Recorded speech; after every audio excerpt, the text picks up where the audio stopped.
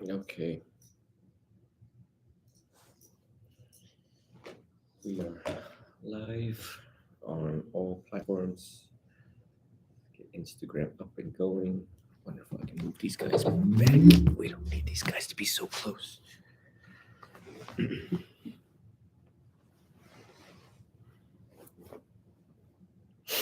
Beautiful. So one thing about these guys is that the camera makes it really up close, and then these guys make it. You can have like landscape views. It's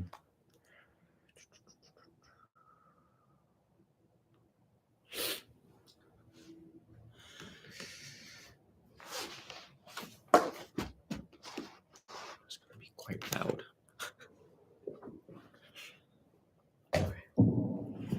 Let's pay homage to the Buddha as we start service this morning. Namo tassa bhagavato arahato sama sambuddhassa. Namo tassa bhagavato arahato sama sambuddhassa. Namo tassa bhagavato arahato sama sambuddhassa. Namo Buddhaya, Namo Dhammaya, Namo Sanghaya.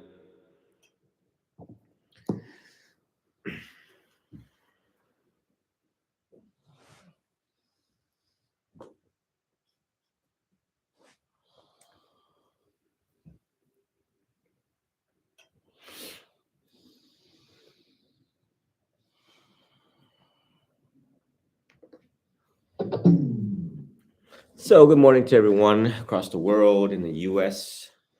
Today, I forgot, for the first time in forever, I forgot my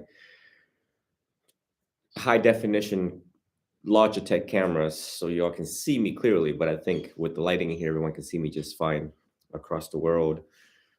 This morning, I gave out the t-shirts we were talking about last night to my students here present in class. It says, help create a new world, Jidao Monk, free Buddhist education, meditation, and counseling. Then it has my primary phone number, which I've never published before. This is the phone number that has been unchanged over the past 20 years, unchanged. And, I take my phone, I'm in the shower because you never know when there are emergencies. And this is the phone number that comes with me. Every other phone numbers are secondary and non-priority. So don't think that my definition of non-priority is different than everybody's definition. Matter of fact, every phone call is priority. So anyways, all of you guys can get these t-shirts under the link tree. It helps contribute to Buddhism, the expansion of Buddhism, my programs, and so on. I gave a big, huge talk yesterday on it. I'm really bad at phoning. How do you know? Just look at how I wear my robes. You'll find.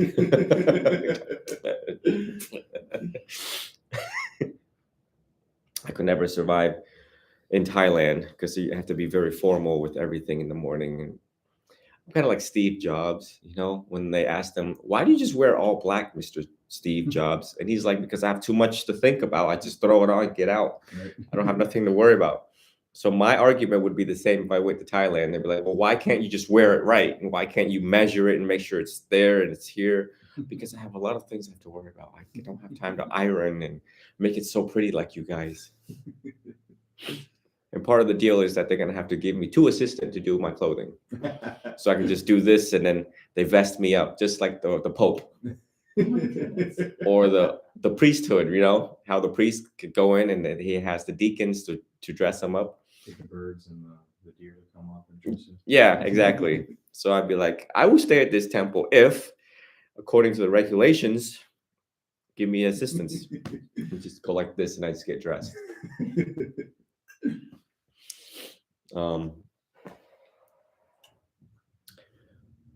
I have partnered up with Trova Trip.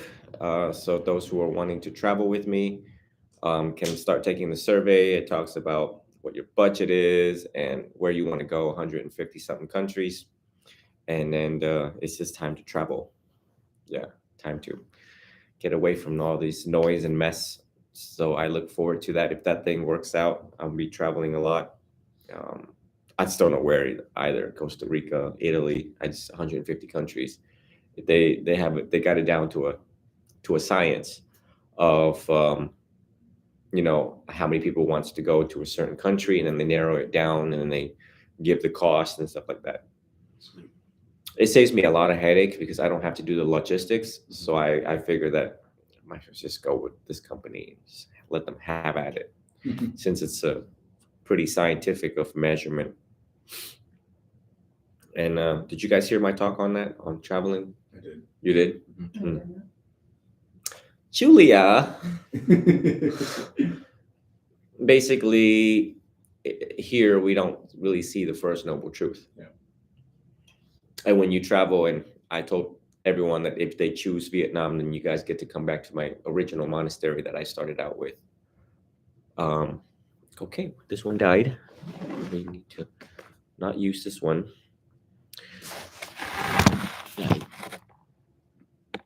Hang on 1 second. For some reason, every time when I do live streams here, only one Facebook account works, and then the other one doesn't work. I don't know why. Maybe Mara's in this room.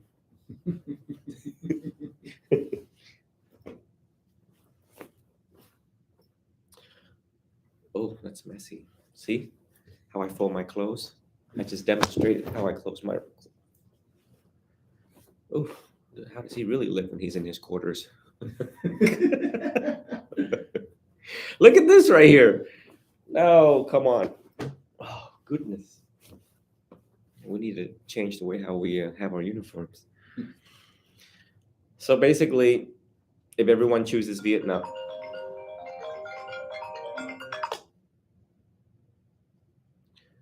chúng nó gọi lại nhé. So, okay.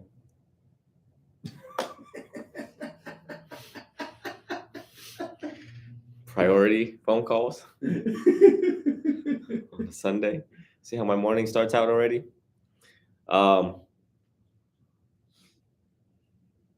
So basically, if everyone chooses Vietnam, then you all get to see my history, where I grew up, where I mean, literally all of the monasteries that I went to. The White Buddha Monastery is huge in the middle of my city, and in my city, it's really, really awesome. It's like you have ocean, you have mountain, and then you have city life, and then there's like a mountain in the middle of the city. It's just like, what? We can go up there? And there was this monastery named. Oh, there's Long Sơn, and then there's Kim Sơn, Longson, and then Kimson. It's funny because see, Bhikkhu Bodhi um, veered towards a Mahayanan Buddhist monk, and I don't know. He was under a Mahayanan Buddhist monk for a while before he switched to Theravada.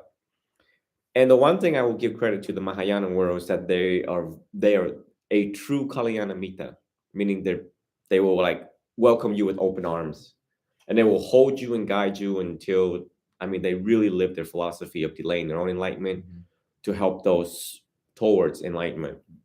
And I was a very lost young man. I mean, just utterly lost. I was so lost, and the only thing I knew was whatever this man is saying is good stuff, and I should record it so that later I can go back to it. So the whole time Venerable Tong is talking, I'm whipping out my video camera because I'm the tourist, right? And I'm just like, her, and I mean, he just never stops talking about Dhamma. I couldn't get enough of it, but I didn't understand anything because I was lost, literally, really lost. Then me and my grandma got into it over this girl I was really falling for, but she was like quadruple my age. My grandma was like, what do you do? She started catching up to what I was trying to do with this other girl. And me and my grandma got into a bad one over it. And so without a line, I just returned back to the monastery in Vietnam. So yeah, if we choose Vietnam, it's somewhere that I'm familiar with, the streets, the monasteries and all of that. and it would just be rich for everyone to see, to absorb, and to experience the calmness and the serenity, the tranquility at these two monasteries. Literally, you're there and nothing else matters anymore. Which leads to today's talk about creating heaven on earth, bringing back bringing back the experience of heaven on earth. And what does that truly mean? As it's been 8 years since I've traveled, and I have reflected a lot about about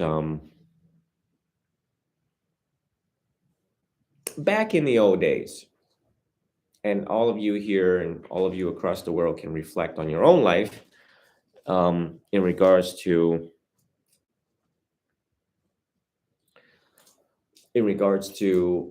the good old days, the good old times where you were actually in heaven on earth, whether it is a fishing experience, whether you fell in love, whether you got married, whether it's in the middle of sex, whatever you want to call it, on a motorcycle, on a go-ped, like I was, to recall what it was like when nothing else matters and you're just in the flow of the moment of playing the sports, of talking to someone fully in the present moment. And and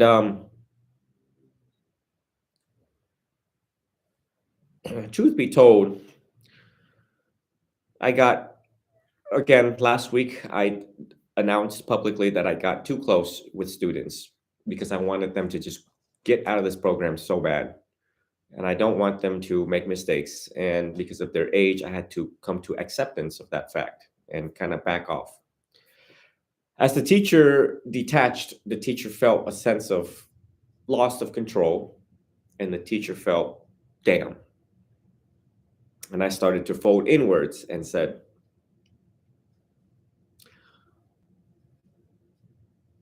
well, this has been a very challenging task as a teacher. I never want to come back on the human realm ever again. It needs to hurry up so I can go to nirvana. And it was a pool of disappointment.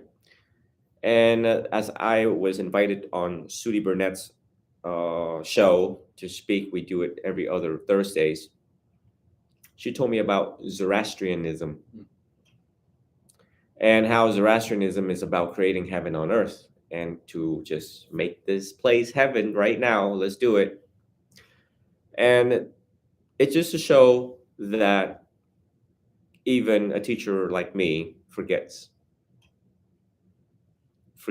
to make heaven on earth moment to moment, and to learn to let go and quickly, even of his own students, to let go of things most dearest to him and his one and only mission to save.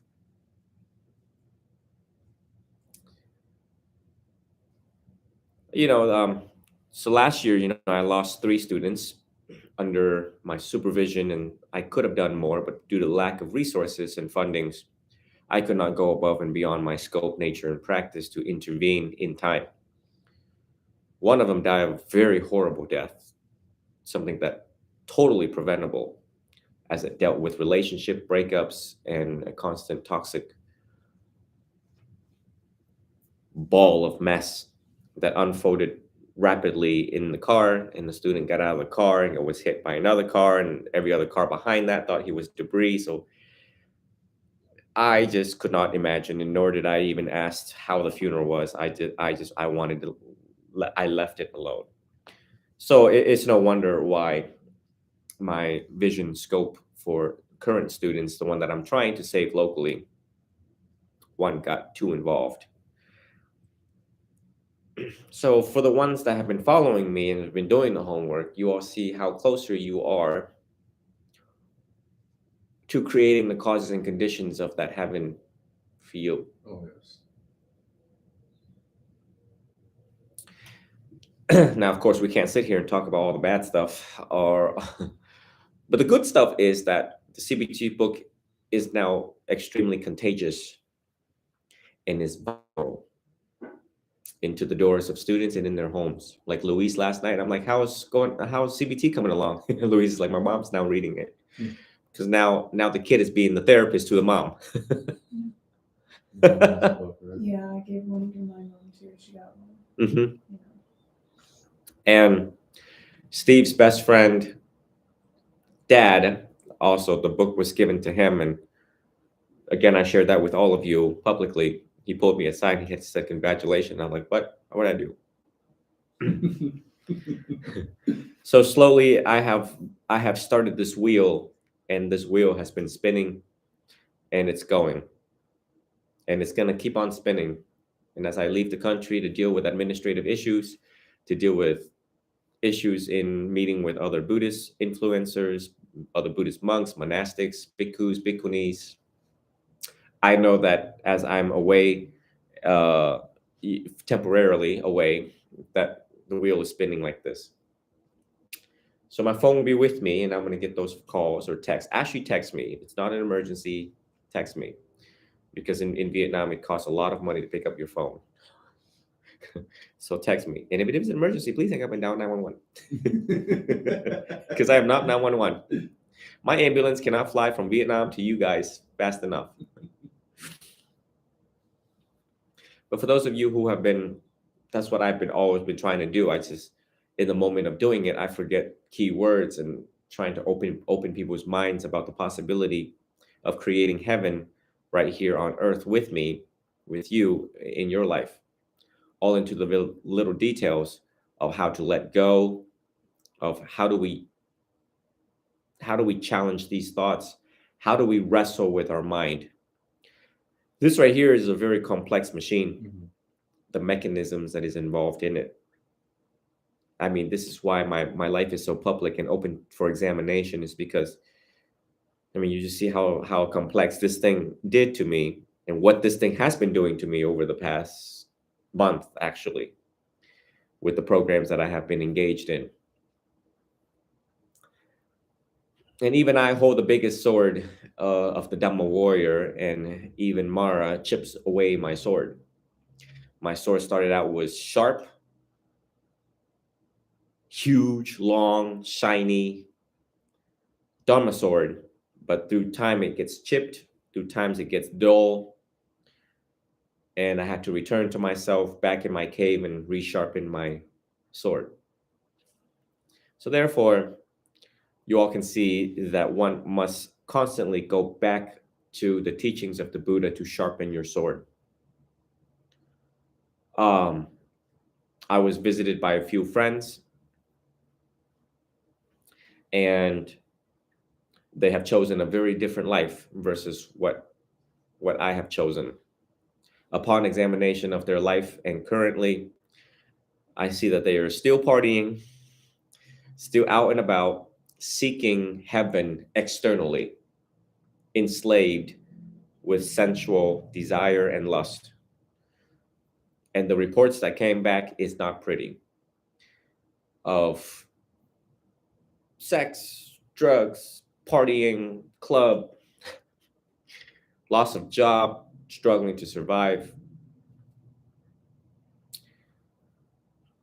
Truth be told, that when these stories come, sometimes it can pull one closer to them, pull you away from the Dhamma, and get you back into the partying scenes. But one must always be aware of the samsaric cycle. Well, what happens if I break the precept and go out and drink? How would I wake up? My mind will be deluded. I will feel, I can't think straight. I can't do this. I can't do that.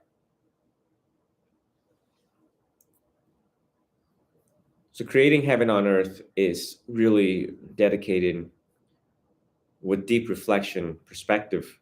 The one must keep the precept as closest to it as much as possible, so that you don't fall prey into the sensual world.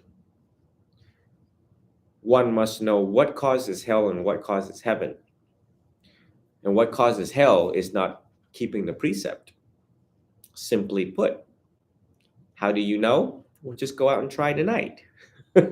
It's Sunday night. Go to the strip club and find out real quick how broke you're going to be. And you meet the wrong girl at the wrong place at the wrong time with liquor, go ahead, take her home. You might catch STD real quick. Either it's curable or incurable.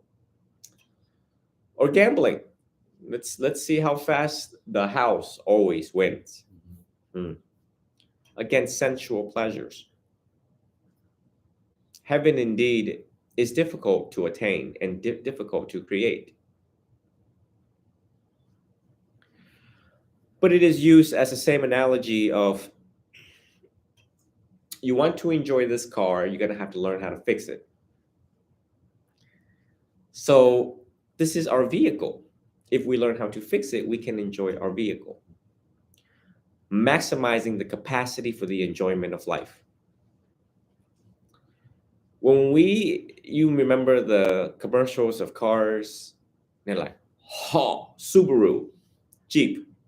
We see a Subaru or a Jeep and we instantly think of adventurous, into the woods, into the mountains, on the oceanside bay of California. Your vehicle, your body and mind is the same thing. It is that Jeep and it is that Rolls Royce. Custom Rolls Royce. It is that custom Bentley that you always wanted. You are that is you. And you can be that, and you can live the dream. But one must know how to be a mechanic first before one takes it for a test drive. Because in case something goes wrong, you must know how to fix the tire. When something goes wrong, you must know which buttons to push. Now, more than ever before, a car has more features. The human mind now has become more complex. The Buddha teaches us all of the mechanisms that we need. No matter how complex the mind is, the basics and foundations remains the same. The Four Noble Truths and the Noble Eightfold Path. If you have trouble understanding it and absorbing it and internalizing it, one must consult an experienced, authentic, good teacher so that you get the point and make it a task to fulfill that task, to understand it fully. Fully. When in doubt, reach out. Do not fold inwards. When in doubt, be aware of the me, my, and I. Why am I suffering? Why is this happening to me? I don't want this to happen. This is what I want to happen. It should have never happened this way. Woulda, coulda, shoulda, me, my, I.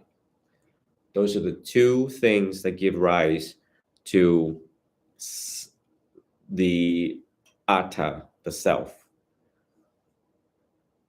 At the start of such a rising of the self, at the start of such a rising of desire, we start to slide down the slide of hell, or steps to hell, however you want to call it, but you're not going upward, you are descending, not ascending. Mindfulness serves as that. Mindfulness watches how you are ascending and descending so that you can catch yourself and put yourself right back where it needs to go. But these are the two that I have caught even myself doing. I don't want my students to fail. I don't want my students to go out and get arrested. I don't want my students to die. I don't want them to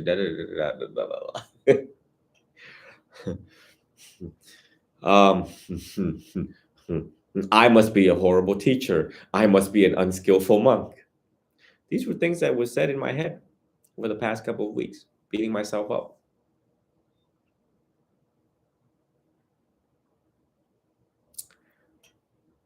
And it is why, and it's even harder as an independent traveling monk because you don't have, I mean, I do have, I just don't bother them. I just don't bother other monastics just because I think I got it on my own. Sometimes I do. But then that's why I engage into some of these discussions and talks so that it keeps me on point and it reminds me to come back to the Dhamma. Sudi Burnett's one of them, and the Monastic Scholar Panel is one of them. So you see that even I don't exempt myself from the continuing education. CDE, Continuous Dhamma Education. No different than doctors who have to take continuous medical education, CME, and lawyers, continuous legal education, CLEs, every year. So for the rest of you, I now prescribe CDE, continuous Dhamma education, because here is proof that the monk does that, even though he is overly qualified, but constant. We can never stop learning. You must set up a good system in case you fall. In case you fall, who's going to be there to remind you? Who's going to be there to put you back on the swing if you have fallen off the swing? Simply put, a safety net. One must always support group, a Dhamma support group, and create friends in Buddhism, groups out there, discussions, like-minded people, like-minded Buddhists, like-minded Theravadins, like-minded Mahayanans, like-minded Vachayanas. So yeah, there is a lot. It is effortful. We can learn to create heaven and live this heaven that we have. Enjoy the scenery, the trees, the birds, the sky, moon, and rockets. Enjoy good health. Enjoy eating, pooping, sleeping, and sex. Or we can be really lazy and let ourselves go, which we've seen it. Where will you wind up if you let yourself go? Where would you wind up if you don't work on yourself? You will wind up in the ER a lot. You will wind up in the bariatric department a lot. Gastroenterology, cardiology, neurology, pulmonology. You'll wind there and be extremely bitter and get amputated and surgeries and everything else. That's that's the price people pay. Notice in America, obesity, and heart issues and all of these issues. So again, it's a constant reminder to always be on point mentally and physically within yourself. If you want your vehicle to travel point A to point B. A good life to me is a life is doing what you love, loving what you do. Sometimes you don't get the job that you want right away. And sometimes circumstances push us into a temporary job that you have to bear through, endure, patience. I didn't exempt that. I had to bite my tongue throughout all of my professions in life where I had to work with very difficult people. And I learned how to endure through it, to make it work, to mind my own business, to do what needs to be done, and to do the best that I can. Um, and while you're there, you give more and you take less, which is what I did. To be the best front desk, to be the best customer service, to be the best provider, to be the best interpreter, to be the best translator, to be the best son, just be the best that you can be. And in hope that karma will work out. One needs to pay close attention to the workings of karma as you live here on this heaven on earth. It's because if you don't pay attention to how you suffer and why you suffer, you wouldn't be able to make sense of the karmic cycles and how karma works. Furthermore,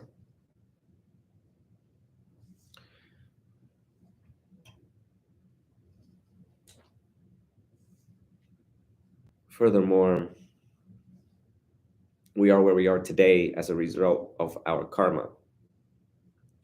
What we do on this earth, we have a lot of range of motion and range of freedom to do what we want. The question is, what are you going to do? How are you going to do it? And how are you going to improve your karmic cycles? So I had this student that is suffering tremendously legally, personally, relationship-wise. And so happens to come from a Buddhist country so happens to actually sit there and taught giving more and taking less. Then when I turned the table back on this student and I said, do you not realize how you're suffering? Do you not realize that you need to give more and take less? That's why all this is happening to you. And the student turned to me and says, I do give more and take less. I said, how? I feed the ducks. And I was like, what? You feed the ducks and you think that's enough? If there was a 10-foot chair, I would have fell off of it.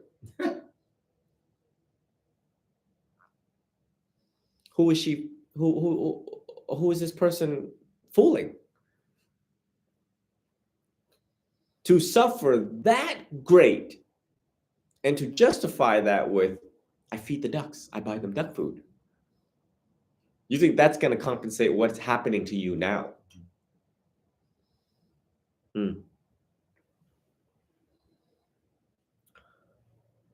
Many times in our life, and now with the existence of social media, we see very poor people doing nice things for people.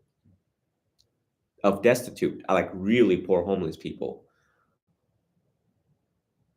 doing nice things for people, giving them. There was a guy that went to the markets. I mean, when you look, analyze this dude has gone through like multiple wars. He picks up people who, the flowers that people have thrown away at the markets that can no longer be sold. They're all like that. So he picks up a bunch of them and he goes out and you can tell the lines on his, I mean, just every detail on his face. This man has been through all the Four Noble Truths in life. And he's trying to give this smile. You can tell it is a genuine smile, but you can tell where he's been in life, the depth of his suffering. He gives out these flowers to people just to bring a smile to their face. No one has ever been broke by giving. And even though materially he may be broke, I mean, just broke, but spiritually he's very joyful. He realized that maybe he's dealing with a terminal illness, maybe his time is short. He makes sense of his suffering and therefore decided to, well, I'm going to create my own heaven now. And that heaven is to grab flowers people thrown away, but it is the gift that matters. It is my intention that matters. I just want you to be happy, because when you are happy, I am happy. That's the statement he makes when he does that. And all can see it. What you give out in the universe will always give back to you in many ways, either be in health, wealth, well-being, materialism, doesn't matter. And it is something that I have emphasized over and over and over again, because it is part of the ingredients of creating heaven on earth. And these are some of the rare individuals, right? We see that they have the right to be selfish. They have the right to fold inwards, the right to just do whatever the heck they want to do and be bitter at the world and choose the savage life because the savage life have chose them. Yet they didn't. And exactly those individuals that I want to go out there out of my way, fly over there and grab them and say, please, come join me. Come join the monastic order. I have reason to believe that you are closer to enlightenment than you really think you are. And feed them twice a day, 3 times a day, and let them sit here and teach.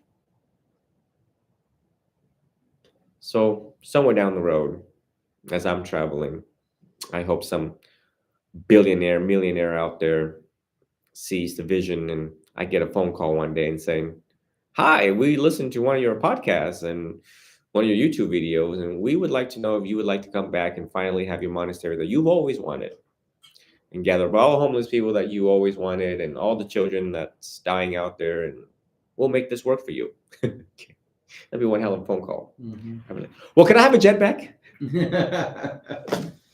Mr. Millionaire?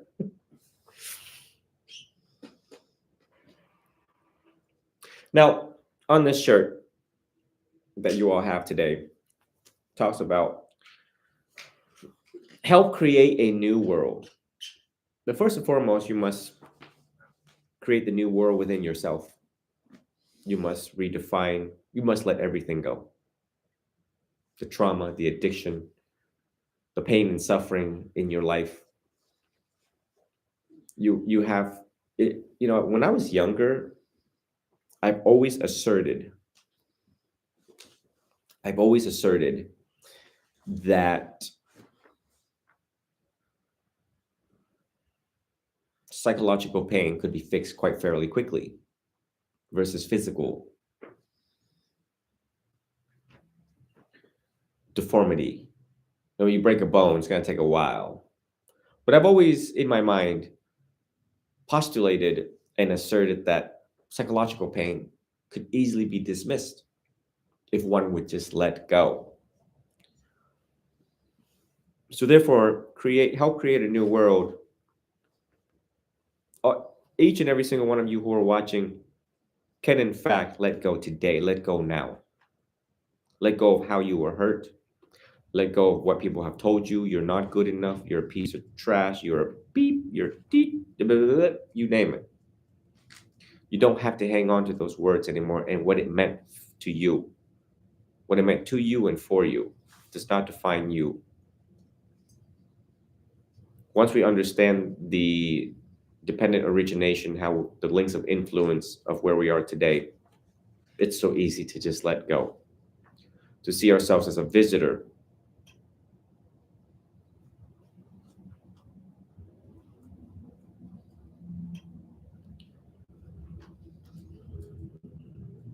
Once you have let go, you can help others let go. Because by and through, everyone is a body of evidence. Every person is a body of evidence. You hold within you the evidence of previous history of pain and trauma, but it is what you're doing with it now. Of course, I can sit here and name all of the lying, cheating, killing, and stealing in my own life, but I've already let it go. I've already let go of all of that. I've already shared the majority of it publicly. And you see that less wear and less tear, less hell on one's face, just to see that you are a visitor on this earth.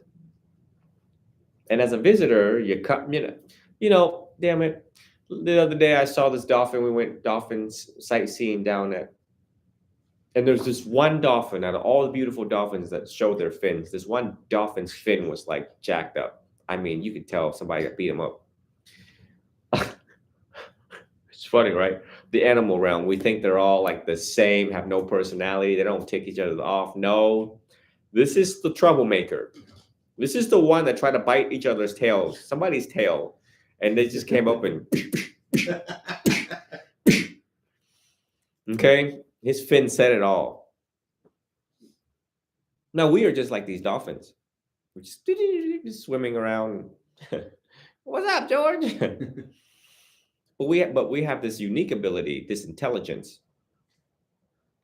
that when someone take a nip out of our fins, we remember it. And we're like, how dare you?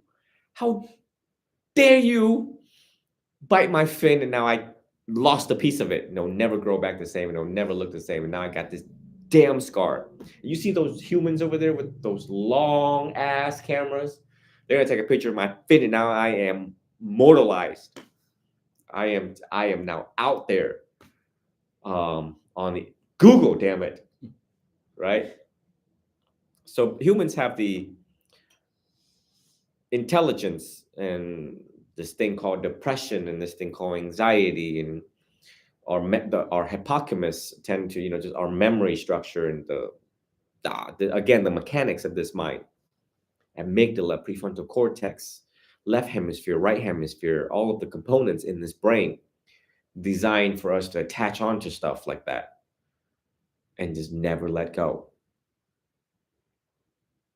So a Buddhist is one sees himself as, you were born a dolphin, we stick you in the ocean, and all of a sudden you're like, whoa, Holy cow, there's turtles, there's sharks, there's whales, there's humans, there's stingrays. Shoot, how am I going to survive in this world? And if I get bit along the way, well, damn, I will learn to let go. It's just part of being a dolphin. It's just part of being a Nemo. This is part of being a catfish, whatever, you name it. So don't take it personally, because nothing good happens when you take it personally. You create literally your own hell just by being a visitor. Okay, so if you were a fish and you were in a ocean and it's got like red tide, and you're like, well, okay, well, time to go to another area, or you can just hang out in the red tide area and just cuss all day long. Imagine you are a dolphin and you get near red tide and you're just like, I can't beep believe this. I can't, this is my ocean. I can't believe humans done came down here and beep up my pool. And now me and my friends can't go in this beep seagrass and beep, beep, beep, beep, beep, beep, beep, beep, beep, beep, beep, beep. That's one unhappy fish. But if the dolphin, shark, whatever, Nemo, whatever you want to call it, swims and realize with, of course, with the informed lens of the Dhamma, able to see perspective, able to recognize quickly what is unfolding, the true nature of reality of his world, and realize that, oh, look, George, there's red tide over there. Isn't that the true nature of reality of being in the ocean? Is that there's certain places where these things will bloom. Well, I guess we'll just find somewhere else to go play. Our world is vast and great and spacious. Why be confined to one place that makes you unhappy? Up, out, embrace change, right? Up, out, and embrace change. As part of being human, we resist change. We resist all of these things. And again, look at how we are causing suffering to yourself by not going. I mean, all these TED Talks, you got it all there on your YouTube. Education over entertainment. Any questions so far? Letting go one begins a new a new slate. A new slate, no different than the concept of a born again Christian, born again Buddhist. To forgive yourself of your mistakes. These are some of the key things that people beat themselves up. So I made these mistakes. I didn't know how to love. I controlled. I gaslighted. I manipulated. I cheat, lie, killed, and steal in my life. That's okay too. The Buddha understands. Karma understands. And the opportunity to change within the next moment of the next thought. That you will never do that again. That you will learn to do it better next time around. And it's part of giving up, right? It's part of giving up the old ways and the old days. Of taking the precept, of paying homage to the triple gem, and the constant reminder of the triple gem guides the way for one to just learn to bliss out. Truly, to bliss out.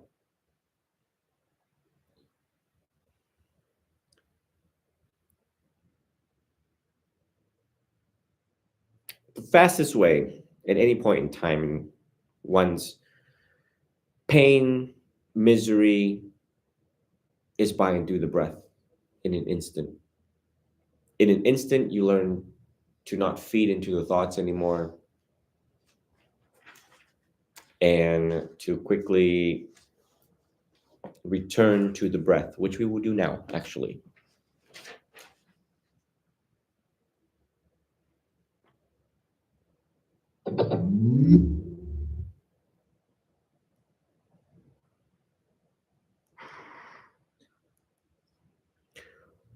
So at this time during this talk, I'd like for you, everyone to get into your favorite meditative position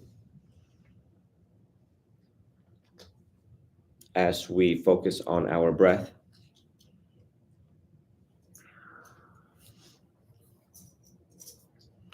And we access heaven by and through the breath, through this guided meditation.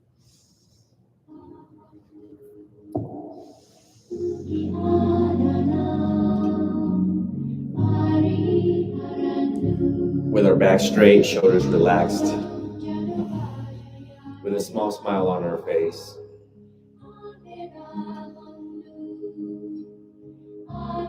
We take our first 3 deep breaths.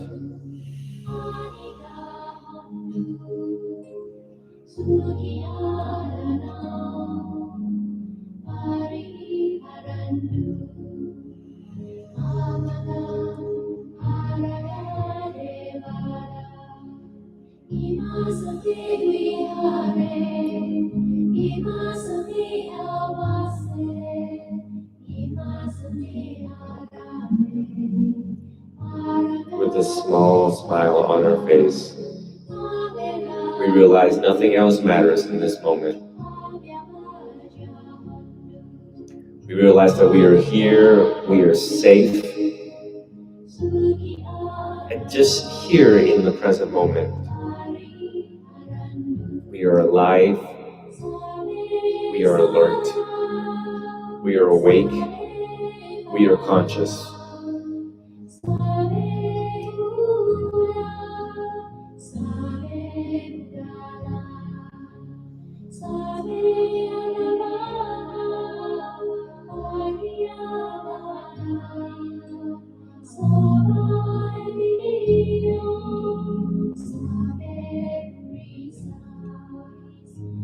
In breath 1, I am at peace.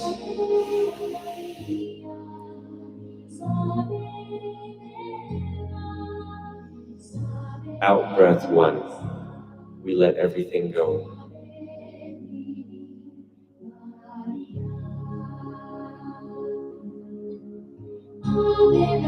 In breath 2, we absorb happiness.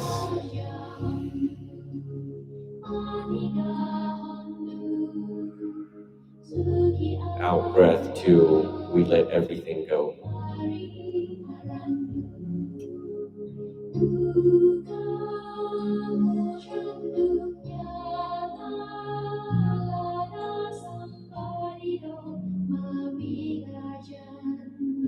Still remaining with a smile on our face, we are creating causes and conditions to access heaven in this moment.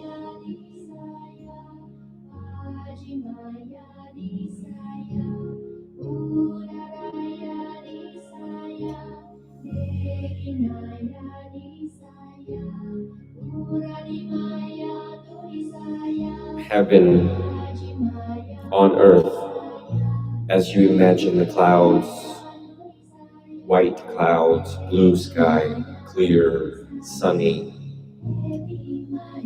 You're walking on the clouds. How joyful, how soft, how free, how liberating.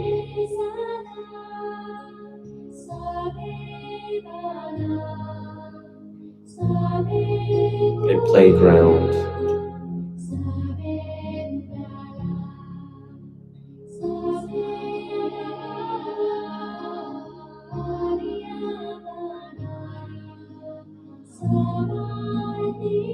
Perhaps levitating, flying from one cloud to another.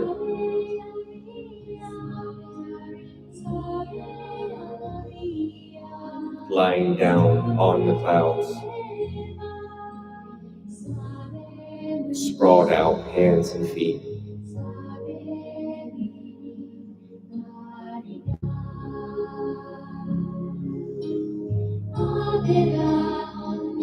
Someone grabs a piece of the cloud, makes it into a snowball, and throws it at each other.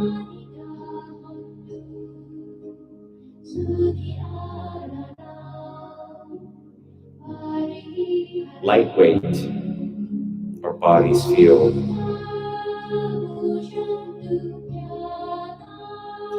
We don't think about the past, we don't think about the future. We are there.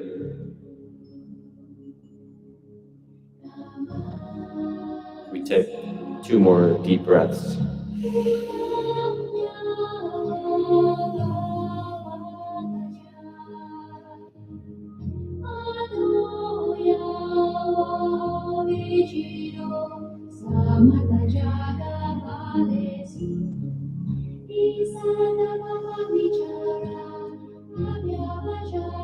As we lay down on the clouds, we peek at the corner down to earth. We see the skyscrapers, the bridge, the houses, the orange rooftops, the gray asphalt of the highway. We realize, we were just there.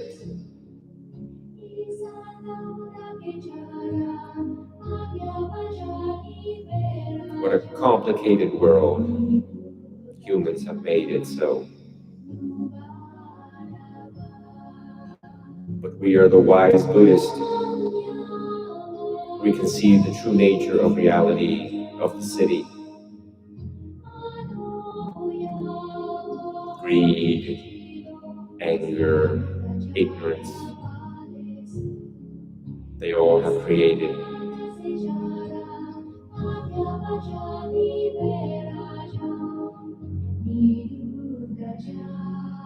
Letting everything go, we have ascended.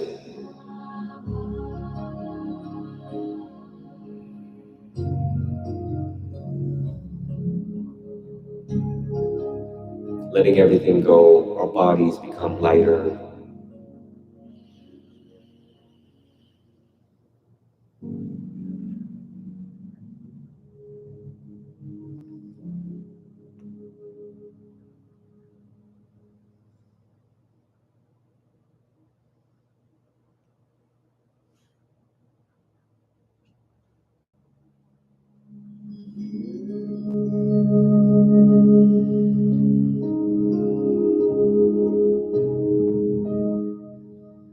As we look down at the city, we wish all be well.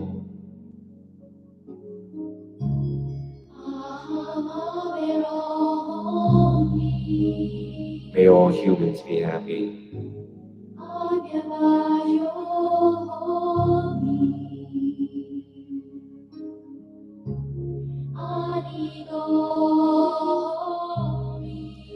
As an arahant, you look down and you radiate boundless love, compassion.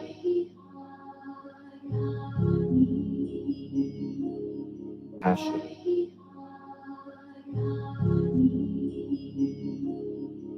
All of your fellow humans, may they all be free from mental suffering. The GMC. May they be free from physical suffering.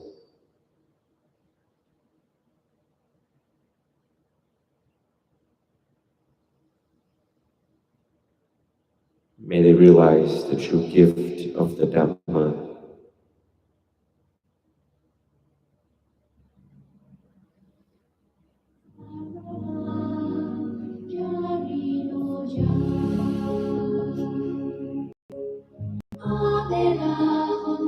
May they let go of greed, anger.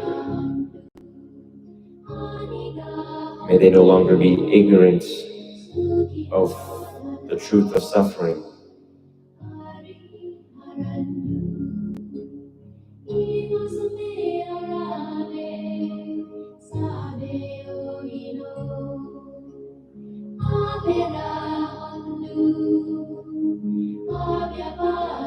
With the same smile on our face, we wish they internalize the teachings, practice the teachings, ascend to sainthood. We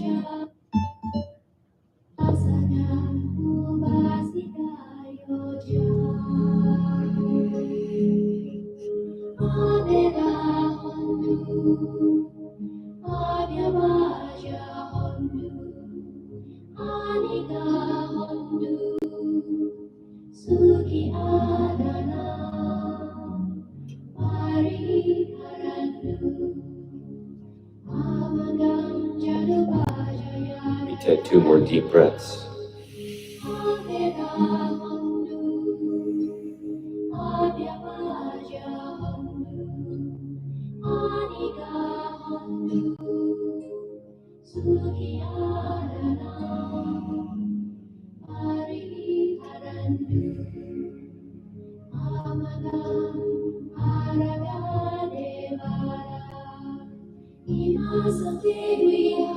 Let us now start descending back down to earth.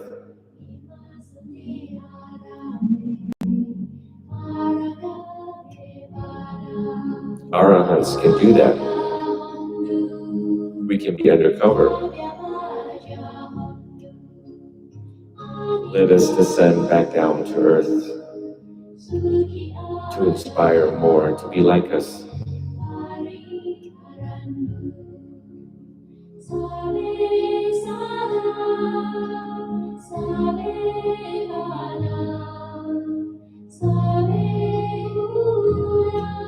With a smile on our face, we slowly make contact with our feet to the asphalt of the streets.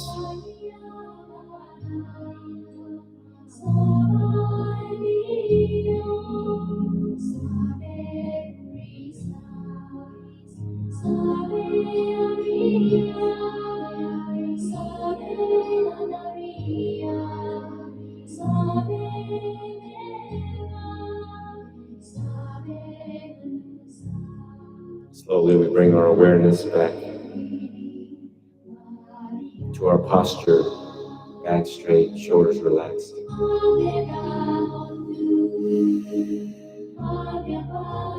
Let's bring our awareness back to our nostrils.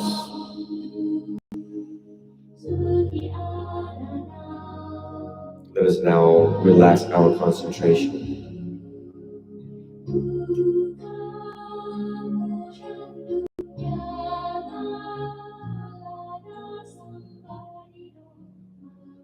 And slowly we arise from our meditation.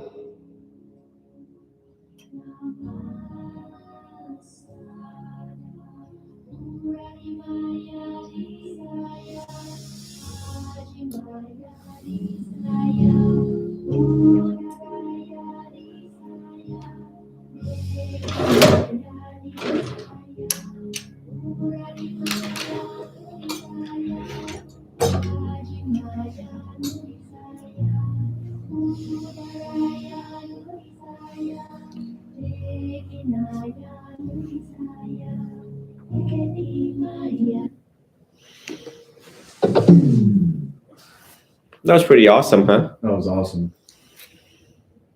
That was awesome. Look at this smile on her face. She's like, oh my God, let's go there again. That was awesome.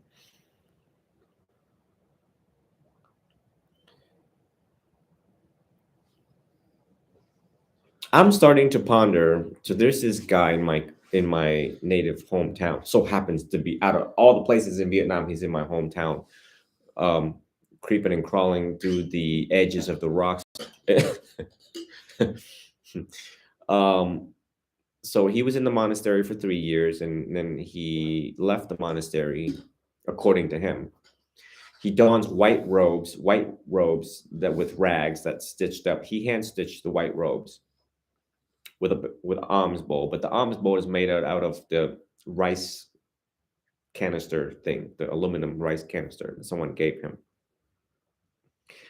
And they're like, "Who are you? Like, why do you not have the regular orange and red and like Buddhist monks do? But you're a monk. But why do you not? You know?" So he follows the same teachings as Theravadan monks, but he doesn't identify as one of us. When asked why he not wear orange or gold, he says, well, those are reserved for enlightened beings. Those colors were formerly for enlightened beings. And we were like, okay. Then when people were like,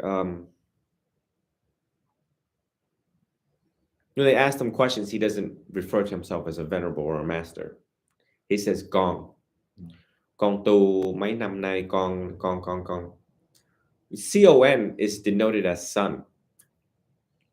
So it's like if you were to address a priest, he is a father. But this one does not identify him as a father, but it's total opposite, which is a son, which he's lowered his status down to human. I mean, very, very low on the human, just to denote that he's just simply a homeless beggar. So there was a point where they were trying to look for him, and they stumble across him on the mountains, and he literally he sits like right here, and there's a cave, there's rocks. But we know about these types of practices, austere practices, not austere, but these caves that these monks crawl into. They literally live in there. That's their home. They're living there with the bats, actually. Yeah, when they sleep at night, like the bats are like, "Hey, what's up, dude? What's happening?" And he meditates a lot, and he talks about how he doesn't even lie down to meditate. He actually goes to sleep in this position. But what you all experienced there in that guided meditation is that's where they go. They bliss out. And what I did today was incorporate a little bit of different practices of visualization so that you are away from the elements of the human realm and truly on top of the clouds just for a good minute. Just relax there for a good minute. Just relax there for a good minute. And it's no wonder, try to live like a monk, by the way. What does that mean? That means try to be away from the noises of the world.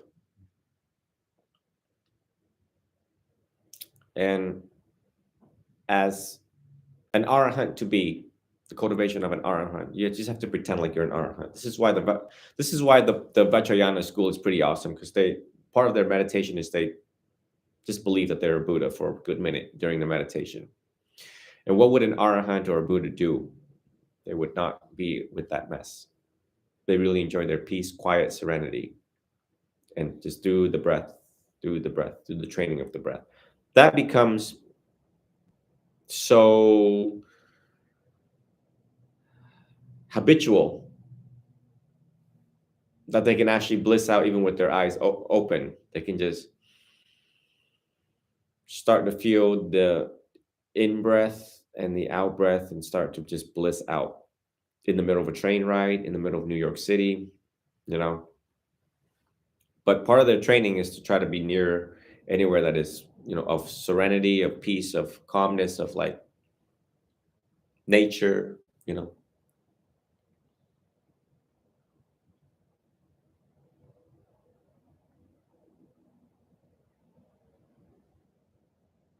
And then once you have solidified that practice, you can take it to Times Square and test it out there.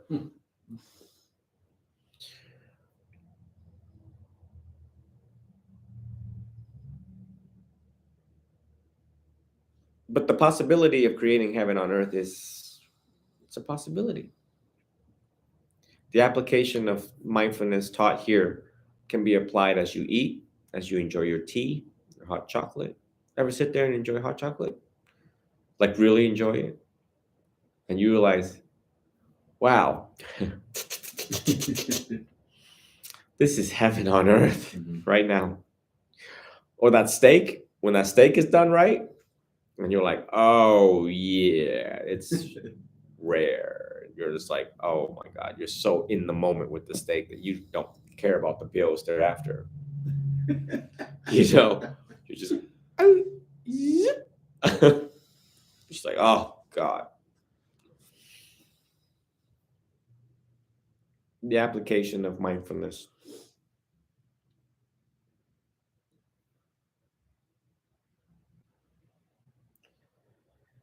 And we switch our perspective from now on. We operate just as that. We don't let anything bother us. Good things, bad things. We just simply smile. We just with a smile on our face. We look at it as this impermanent phenomenon. Even if I bring the steak in front of you now, your favorite drink or your favorite steak right now, you look at it and you're not moved by it. You're just like, oh, I'm gonna enjoy this, enjoy the hell out of it, but I'm not gonna be attached to it.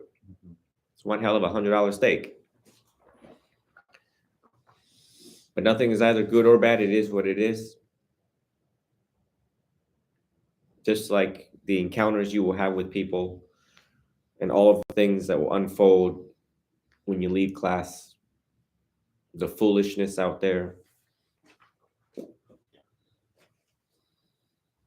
Just smile and just realize that and have compassion for it, whatever it is.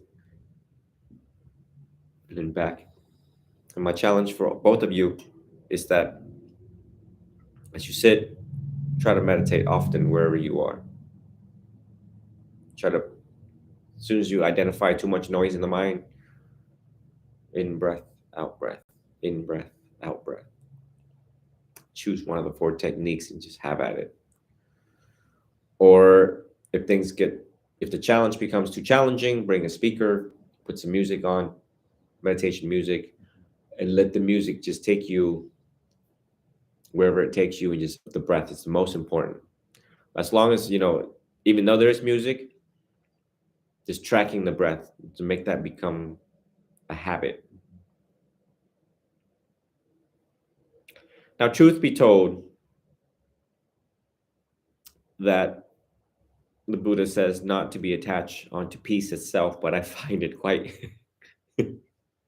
There was a point in my life where, if you go back to the live, where I was sitting in front of the lake, and just the times that I don't give guided meditations, it's the time where I'm really blissing out.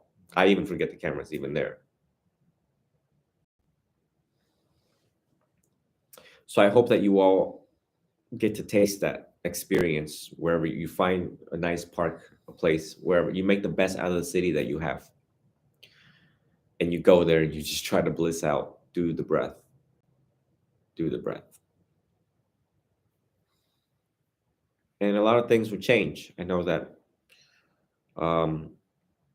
you guys have been due with me for a couple months. And at any time when your mind start to challenge you, all of the basics that we have gone through, you go back to it.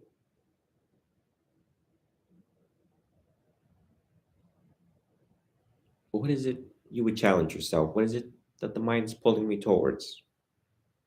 Is it greed? Is it something that I want? What is that want? Is it anger? Why is this anger arising? Question it.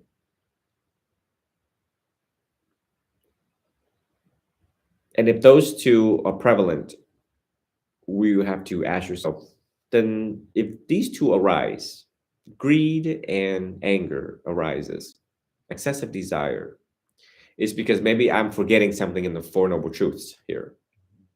Remember, the ignorance of the 4 Noble Truths give rise to anger, give rise to greed. Then you use CBT to also challenge it. CBT is the little dagger. You have the sword of the Dhamma, and CBT is this little dagger that kind of assists you. However, you imagine it assisting you. Sliding the cords. Attachment are like cords, really thick cords, like Titanic level marine cords, And slowly, with the sharp blade of the Dhamma, you start to go like this. Then Jidao comes along and gives you a little dagger. He's called that CBT. And you're like, ha, ha, ha, ha, ha, look what I can do. Everyone else is like, yeah, we've listened to to other monks before, and they just give us this dharma sword, and yeah, we're still at it. And then Jidao comes along the way, and Jidao's like, "Come here. You see this little blade right here? It's titanium blade. And you can do this on the bottom while you're doing this on top, and it'll cut it half the time." That's what CBT does. That's why no monks teach it. I haven't heard any monks teach it. And then that's when you go deep into, if you choose a thought and you want to challenge it, if a greed or anger comes and you want to challenge it, you want to dance with it, you use CBT to dance with it. You're like, okay, well, let's do this. How did I get angry? Thought the way how I felt the way how I thought. What gave birth to that thought? Why was I so angry? You go deep into it. Right. And then you start tracing the root cause of it. It was like, was this triggered because back in the day my father did the same thing? What's going on here? You would challenge it right there and then. You can challenge it visually, or you can challenge it in a written form. You stop, you pause, you realize, if this is going to come back, I'm going to grab it right now. I'm going to bring it to the surface. I'm going to put a spotlight on it. I'm going to investigate it. I'm going to interrogate it right now. We're going to figure this out right now. It's no different than a detective doing their job, where they think a menace to society is going to continue being a menace to society. And they're going to be like, come here, sit down. You've been stealing all along. You've been greedy all along. So let's have a talk for a second. What is it that you're stealing? Why do you steal? And tell us, how do you steal? You tell us how we'll cut your deal. You don't tell us how, you're going to give it's not going to be pretty for you, right? They will uproot it. They will take the menace and they will uproot it once and for all. But they'll learn everything about that needs to be learned about it in order to eradicate it as much as possible. Right.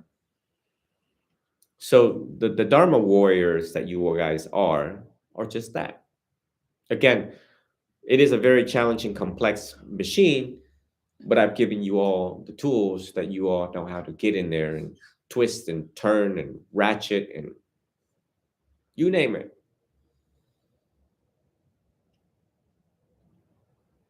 But what if that one bolt or nut or screw is so hard it's like rusty? What do you do?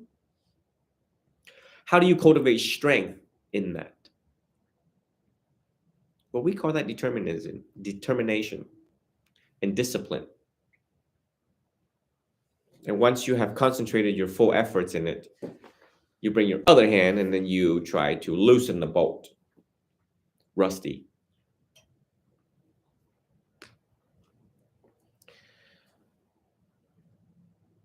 There's nothing that you guys cannot uproot when it comes to psychological defilements. It's nothing. It's nothing. It's so easy. Fixing the mind to me is easy. You don't resist it. You're the one who resists it. You're the one who tighten it. You're the one who put Loctite on the nut, bolt, and screws. Nobody else. You can also the one that is removed the Loctite.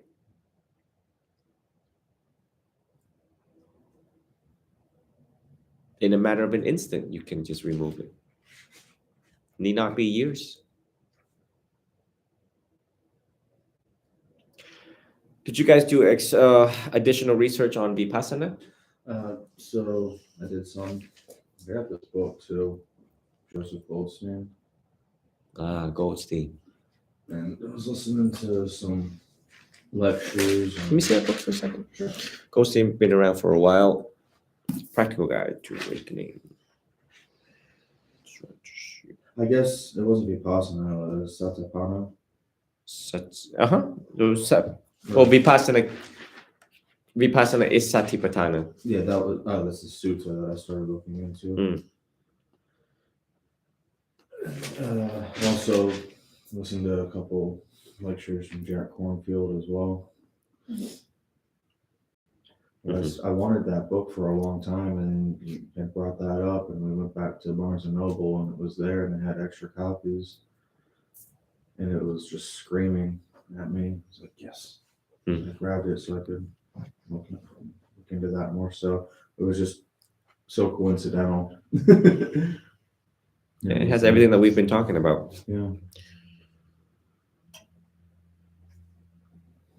I wanted to bring that to show you. I haven't got really too into it yet. I just opened it. Just got it the other day. Yeah, cornfield and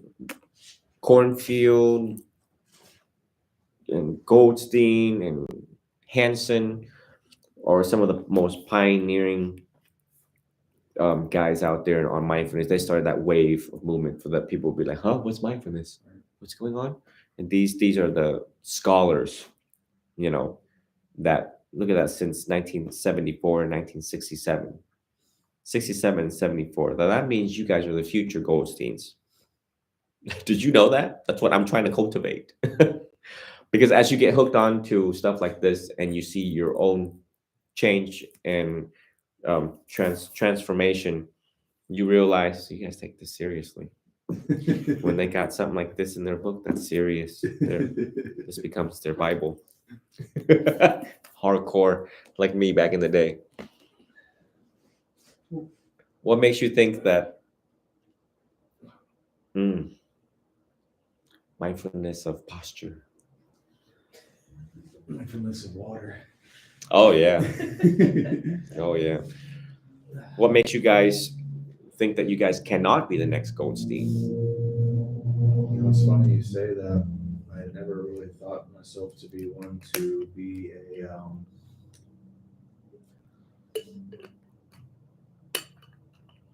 to help others just through conversation, and things keep happening at work. Like I was walking back in from lunch. I take my lunch break in my car, and I was going back into the elevator. And another guy, but an employee on my floor, my department, was coming into the elevator with me. He was just like, that security officer, he stopped me and he was just talking to me for 15 minutes, and he was just blah, blah, blah, blah, blah, blah, blah, blah, just was going on about nothing. He just couldn't even walk away. And I'm like, he made his day. So, I mean, I'm like, you know, he's an older man. He's a security officer. He sits at the front desk. Probably very few people say hi to him. I don't want to stand and have a conversation with him. And you gave him the opportunity to enjoy his day by having that conversation, by listening to him. Listen, man, his scowl softens. It's like, look at you. It's all peaceful and shit. Riding up the elevator. It's like, I can't even be mad. Totally let it go. So, You know, the art of deep listening has been around for thousands of years. And now you see how we have lost touch with just even deep listening. It's healing, it's impactful, and it's free. And yet people cannot even give that gift in just a couple of minutes. Yeah. But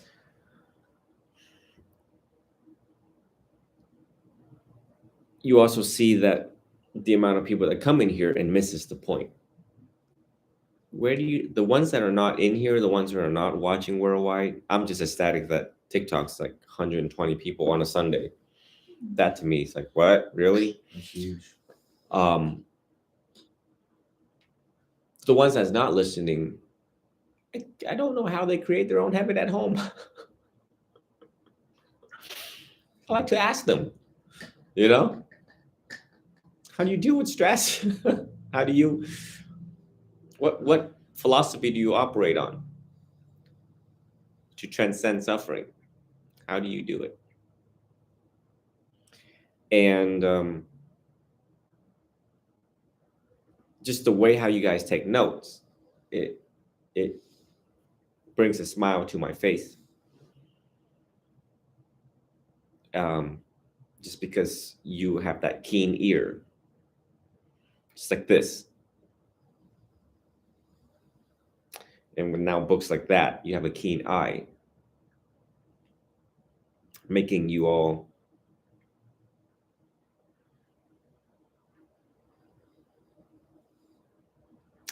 pre-saints.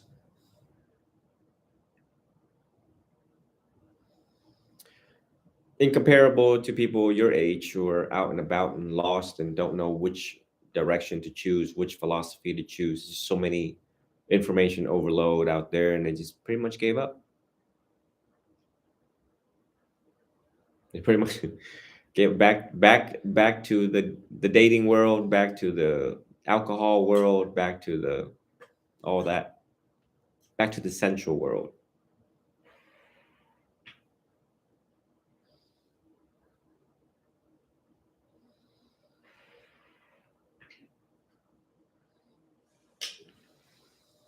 So you guys gonna be the next Goldsteins, I can tell. Just the way how you take notes is identical to how I did it. And this is how the teacher knows the student is ardent, is persistent and consistent, have a keen eye and ear. In order to be an arahant, you have to have a keen eye and ear.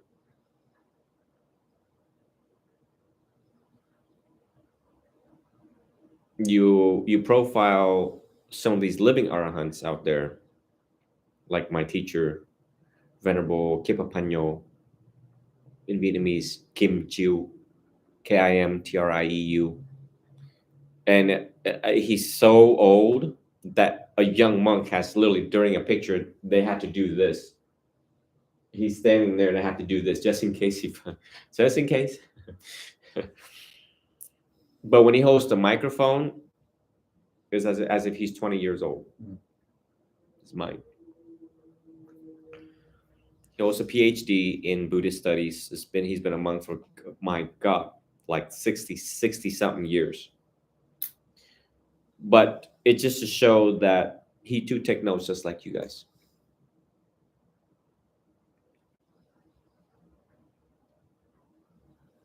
And when he explains stuff, it's so simple.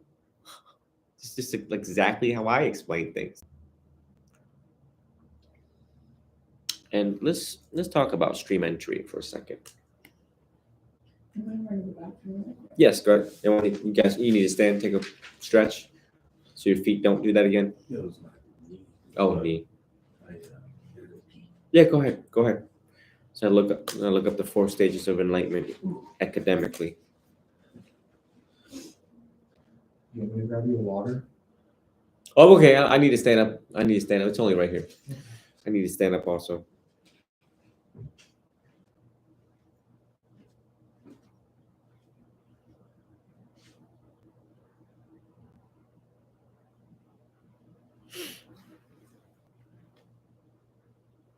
Okay, so for all of you who are on my TikTok, and they're all taking a break for a second, visit my YouTube for a library of teachings. Obviously, big crowd here for a Sunday.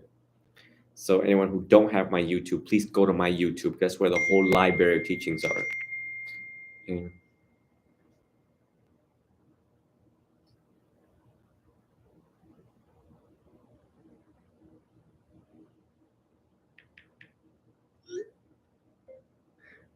I have no idea, but that's probably a long time ago. That picture's been circulating for a while. There's also issues worldwide in, I think, Bangladesh, where monks were being beat up and bloodied. Over the past 20 years, we've had a lot of violence against Buddhist monks across the world.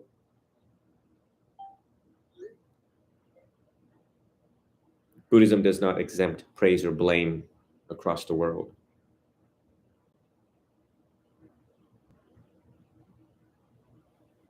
It's my assistant, Stephen, who sent me a picture of this monk flying at the police and karate kicking them.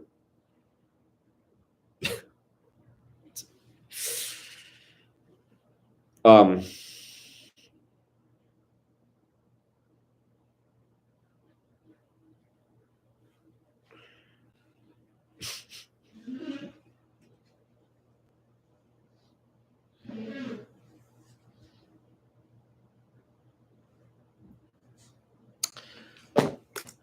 So yeah, and then earlier you guys seen this, y'all can get a t-shirt now representing my school of Buddhism and support. So go on the link tree. It's on my YouTube, Chidao Monk, TRIDAO Monk, and start representing. So for a good cause. And then the front is a spiritual ninja, which is what everybody is. All you guys are spiritual ninjas. It's just pretty cool shirt.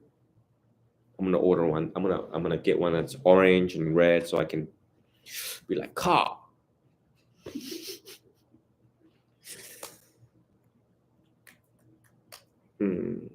see here. I'm actually gonna go trade this on really quick. See if Oh yeah, see go if ahead. this is small. Yeah. Go try it out.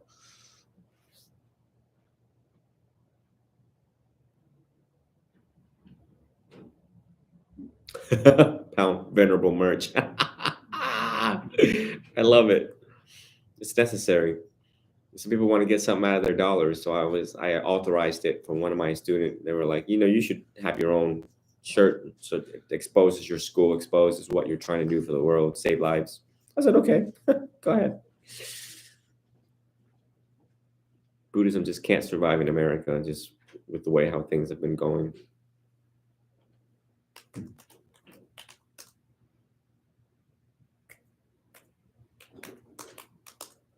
But yes, do visit because I'm traveling soon and everything's going to be on my YouTube. So it's going to be a very unifying platform for everyone to just go and catch up on things and see me live because I'm not be able to bring all these laptops and stuff like that.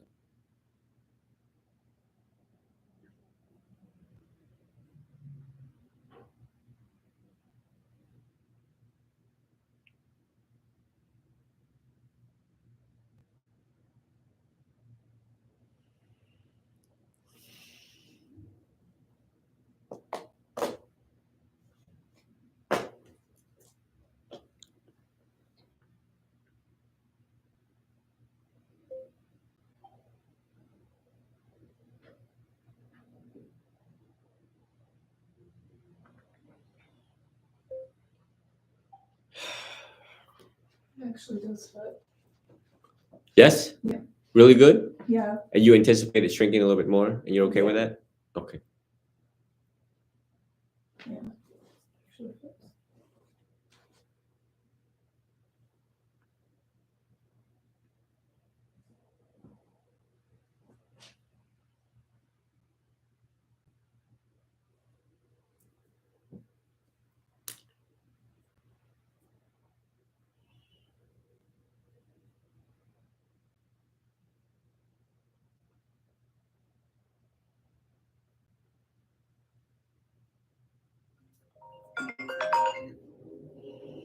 What are you doing looking at Buddhist monks karate kicking the police?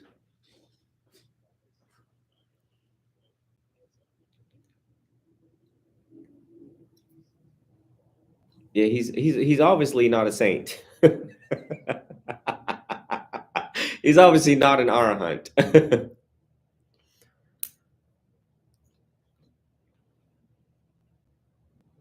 Those are Shaolin monks. They're Chinese monks. They do that to train their mind and body, but they're also non-violent. All Buddhist monks are non-violent. But if they're not in monk robes and you mess with them, you might lose a teeth. I'm just saying so. It was a lot of fun. It was a lot of fun. But I'm teaching right now. I just want to call and say hi. Did you have fun with your family? What are you guys doing now? Oh, nice. Y'all woke up late, huh? Oh. Let me go back to teaching here.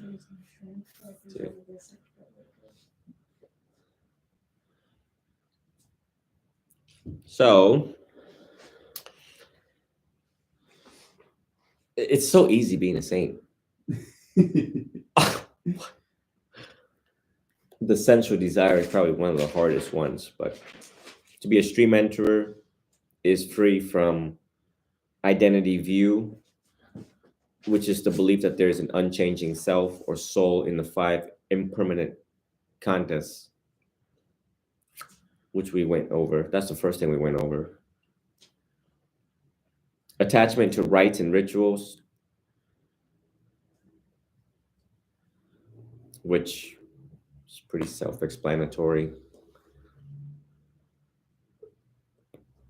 rituals is repetitive behavior with intention, but we don't attach onto it. It's like, why do we pay homage to its reminders, its meditative reminders, but not to attach on again, just let it all go. And number 3 in stream enter is doubt about the teachings. So I mean, once you've seen it for yourself, there's pretty much no doubt can arise. You know, that's what makes Buddhism so easy to teach, so easy to write about, and so easy to practice. I don't have to try so hard. None of us do, you know. And just right there, just one breath right there changes everything.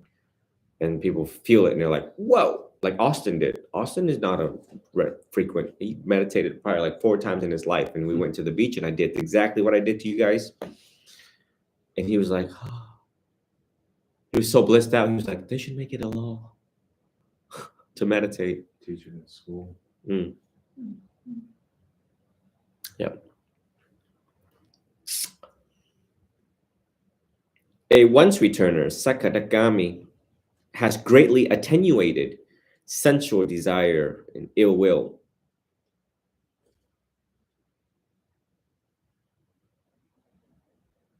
Oh, I see. Ah. Now you kind of look at this and you kind of like, you know where you're at. Yeah. And you also know how where others are. You can get a good clue. And the little test necessary. Could you say that again for me? A once returner, a sakadagami, has greatly attenuated sensual desire and ill will. Attenuation meaning he's toned down a lot his sensual desire and ill will. And of course, it is no doubt, it is no wonder that back in the day, in the very beginning, when I said, wait, I mean, go ahead, put a stripper shaking her ass in my face right now, see what happens. Right? Do you remember that? Oh my god. You remember that? He does. He remember that. When I said that, he was like, the visual of a stripper shaking her ass right here in my face. Because I have attenuated sensual desire. Now, I'm not saying I'm a sakadagami, but I would just be like, ew. Because I would just, if somebody shake their butt in my face, I see chemical compositions. I see bones, and I don't see what other people see. You see sneaky farts. Yeah, I see a big bag of trash from the waste management. That's hilarious.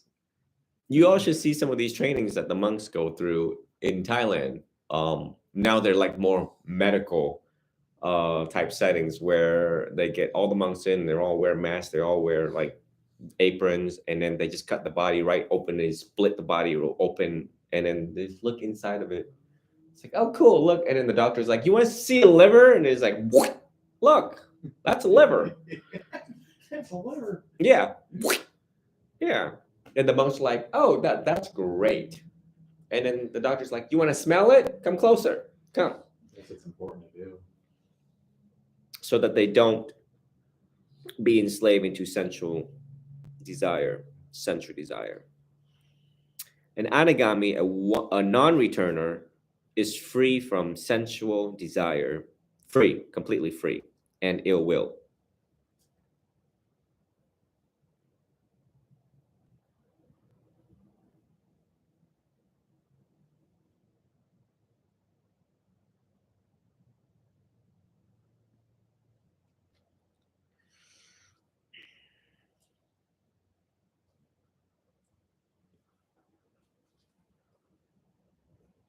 Of course, these are just like brief overview. It's not like in depth.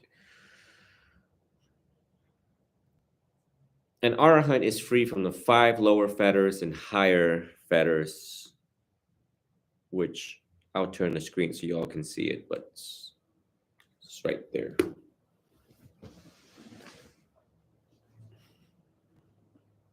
Thank goodness for touchscreens.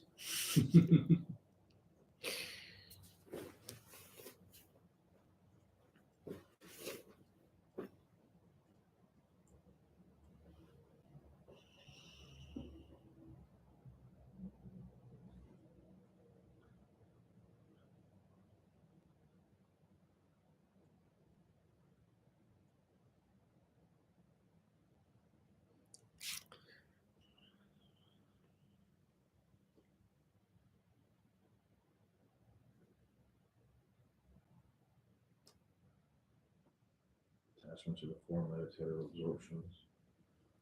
Yeah, we'll probably review that a little bit. Pretty much to not get yourself in trouble, just focus on the breath. I don't really pay attention to jhanas or the other stuff because one has to refine just the basics alone. Nonetheless, start going into jhanas.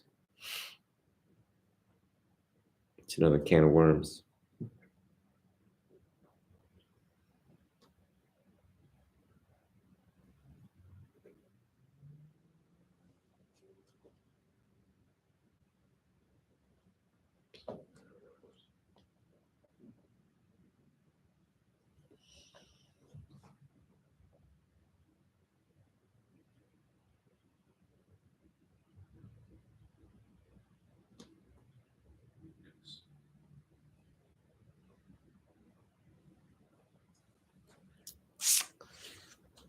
It's got it right.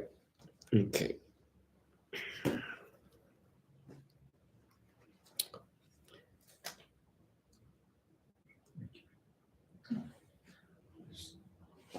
You did nice.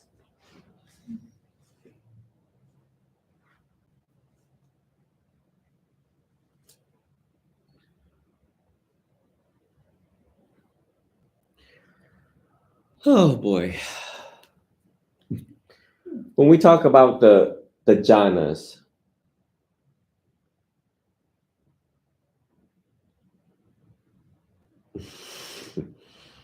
oh boy. This is where it gets really psychological and master's degree level explanations and master's degree levels stuff. In the sutras, jhana is entered in its sit down cross-legged and it establishes mindfulness. According to Buddhist tradition, it may be supported by anapanasati, mindfulness of breath, a core meditative practice which can be found in almost all schools of Buddhism. The Sutta Pitaka and the Agamas describe the four stages of rupa jhana. Rupa refers to the material realm in a neutral stance, as different from the kama realm, lust, desire, and the arupa realm, non-material realm. While interpreted in the Theravada tradition as describing a deepening concentration and one-pointedness, originally the jhanas seem to describe a development of investigating body and mind, abandoning unwholesome states, to perfected equanimity and watchfulness, an understanding which is retained in Zen and okay. So the first jhana is separated from desire for sensual pleasure, separated from unwholesome states. A bhikkhu enters upon and abides in the first jhana, which is mental rapture, joy, bodily pleasure.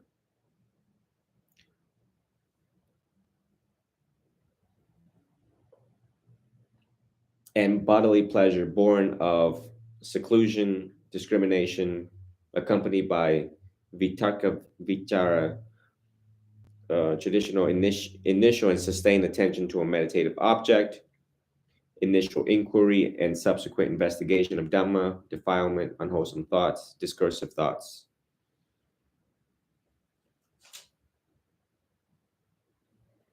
Okay, all right. Let's stop there for a second.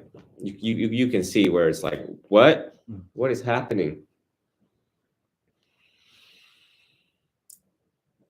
Before you go into jhanas, you have to understand your mind and how much dust is in your eyes. Mm-hmm.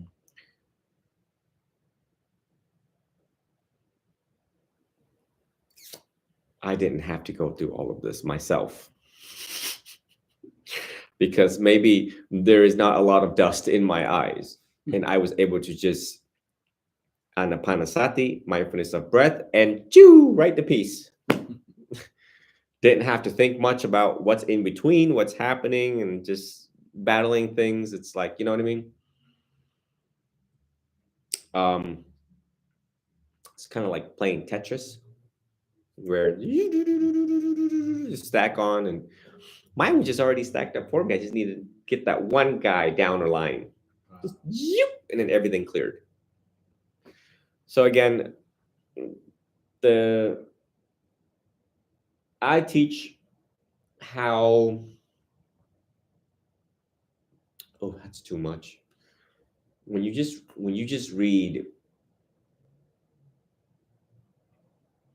the jhanas, which I will probably have to review.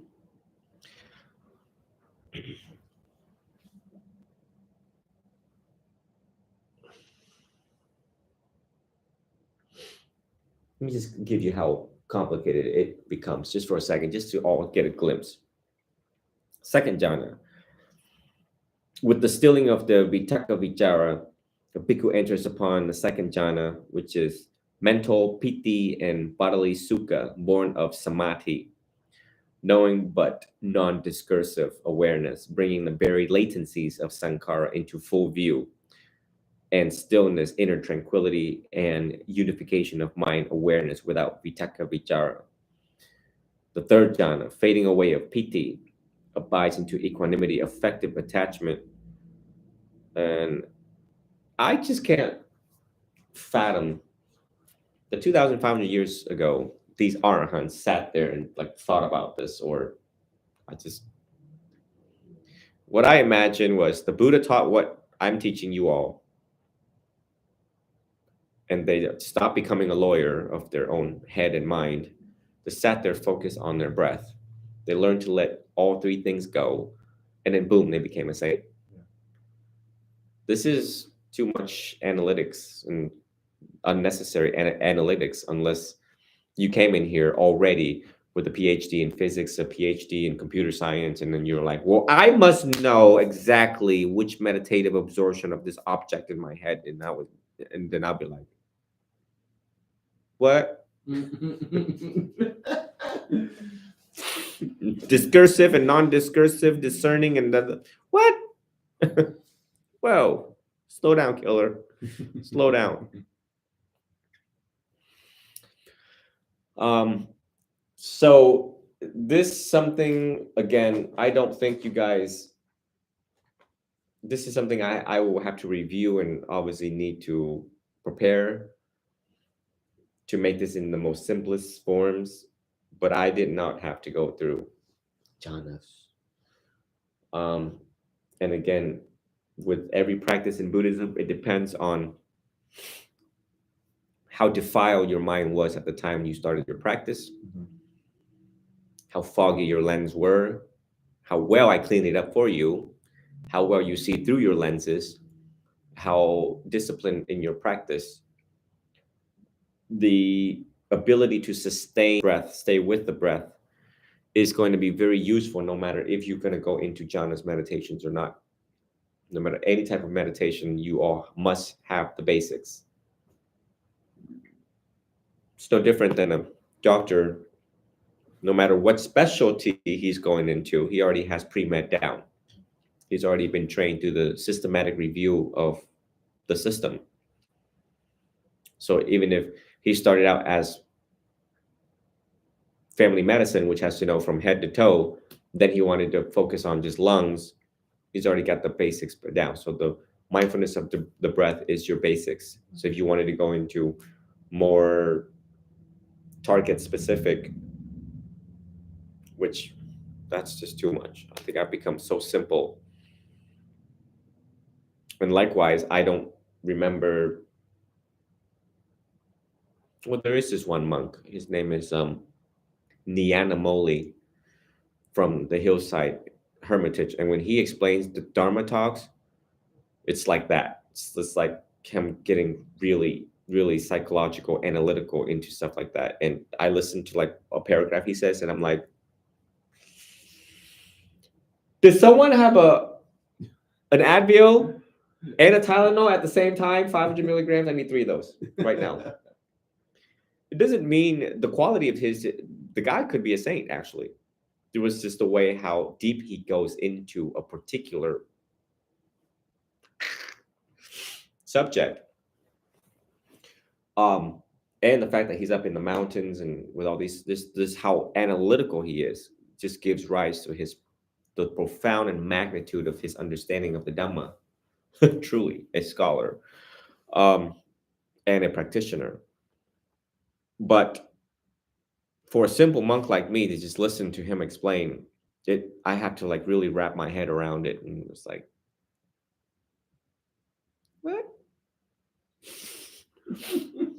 Let me give you guys a sample. This is how I teach you guys how to do research and come across different monks and look at their teachings and stuff like that. And there's another one too.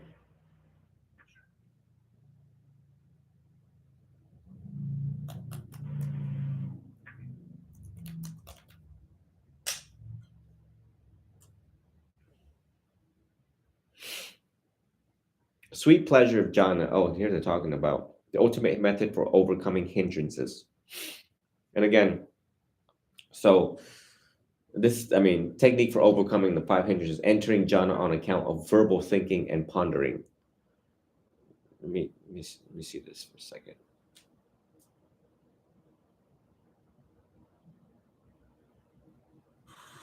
Between the intention to do so and the body breathing. And so should something similar be sought in regards to speech?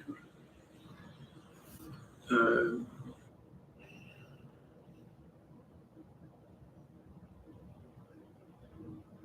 just want to Sight, sounds. Now, how does that, or what are the characteristics? What are the signs and tokens, as the Buddha would say, of those things that I will automatically take for granted if I start looking at the answers that will be provided for me? But it's not about the answer, it's about questioning the premises of your questions, even before you arrive at any answers.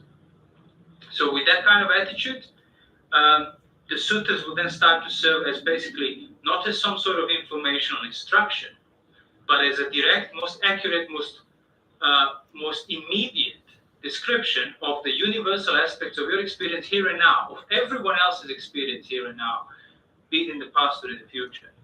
Because that's how accurate suttas are.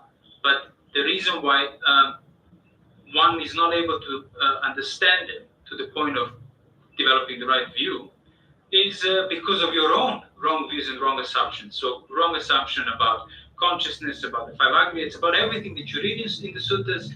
Most of those things already are infected with your own assumptions. That is. So again, maybe when I was in my 20s and all my wits are still there, that my mind was, I don't know, I would say sharper or more attentive or could able to sustain long duration of analytics.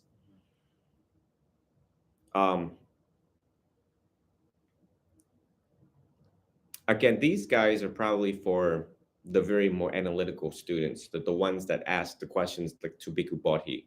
Right. If you'll hear some of the students that ask Bhikkhu Bodhi stuff, he's like, what? That cracks me up. Yeah, he's like, hold on one second. He has to punch it in. But Bhikkhu Bodhi is, I mean, look at his age. He has to like still go back to it. But you can't make that kind of pass to Nyanamoli. Right. You ask any type of analytical questions to him, he's going to hit it dead on the spot. Him and Venerable Sarana. Let me show you guys Sarana. What is he? Ashin Sarana. This guy's pretty awesome. Yeah, you've seen him before, right? I like him. Yeah, he's straight to the point. No nonsense. Events are back, you guys. Events are back. I know they're back. So is Jidao. He's back.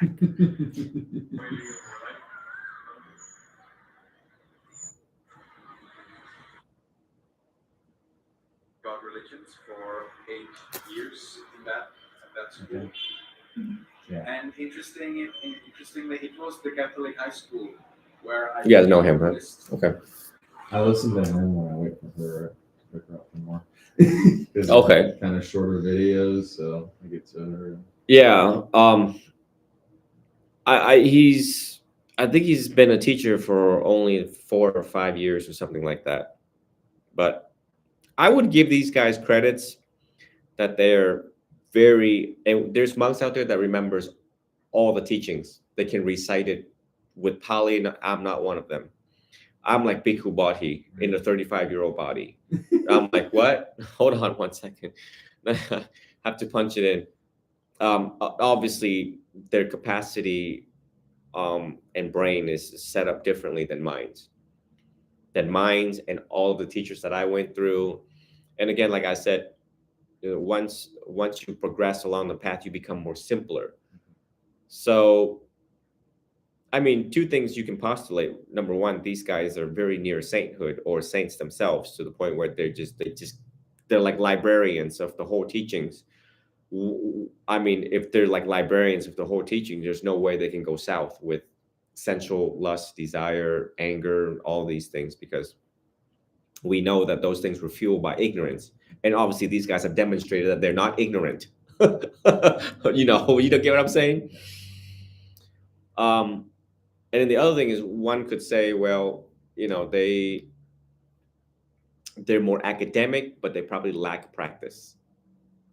One could play devil's advocate. Makes sense, yeah. You know what I mean? Whereas if you analyze, I'm not tooting my horn or making comparisons. I just want you guys to be aware of people who've been meditating for a long time. We just become so simple, and literally we let go of so many things, and we just know to just be good. Just be good. And there is a book written on that. I was like, you want to go to heaven? Just be good. Just like the driver who's been, you see, you get the 15-year-olds, 18-year-olds that know the law so well. It's like, I know the law on weed, Venerable. I know everything about constructive possession and blah, blah, blah, blah, and defenses to it, but you can't drive. Or Or they know something to break it. Right. And then again, the comparison of someone who's been driving for 40 years, and then you ask him about traffic law, and he's like, dude, I've been driving 40 years without a ticket. I'll tell you this. Just follow the law. How about that? How about you just, when you see a stop sign, you just stop. Right. And not roll through it and not try to be slick, right? And try to justify stuff like, oh, I just dropped my phone underneath the dash and I had to go pick it up, so I just roll right through the stop sign. Kidding? Right? So I'm that guy. I'm that guy that's been driving for like 40 years, and that's how I teach. Okay. So anyway, so this is why I wanted more time to myself in Vietnam, to sit and reflect. And yesterday when I gave my talk, I said, if I've given you all gold and silver level teachings, I need to go back to the books to tighten up, because as you all are progressing through the stages, there will be more advanced level questions that I need to prepare to answer to you guys if you guys ever hit blockages down the road. And these type of questions come, I want to be able to answer them more skillfully for you. Hope that doesn't happen, and just hopefully things get more simpler, not more complicated. Unless you have found yourself, you're already here, and what I can see, that I don't see any more complications that's going to arise. I don't see legal complications. I don't see interpersonal complications. Hopefully you guys last for a long time, get married, have kids, and be chilled Buddhist. But to gear, because when I'm traveling and if I'm going to teach overseas, they're going to have I don't know, I just might be able to be like my teacher, my teacher, Venerable Khánh Hỷ.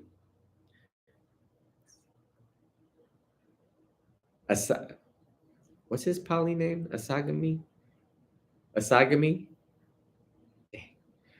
But Venerable Khánh Hỷ was like, when someone asked him questions, he's like, biết làm chi? Khi nào giác ngộ rồi biết? He's like, what? You don't need to know that. Wait till you're enlightened, then you'll know.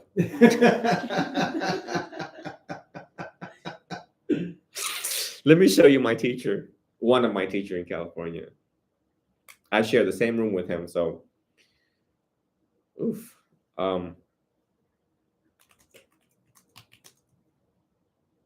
And here he is. He's so funny. Oh no. He keeps it so simple.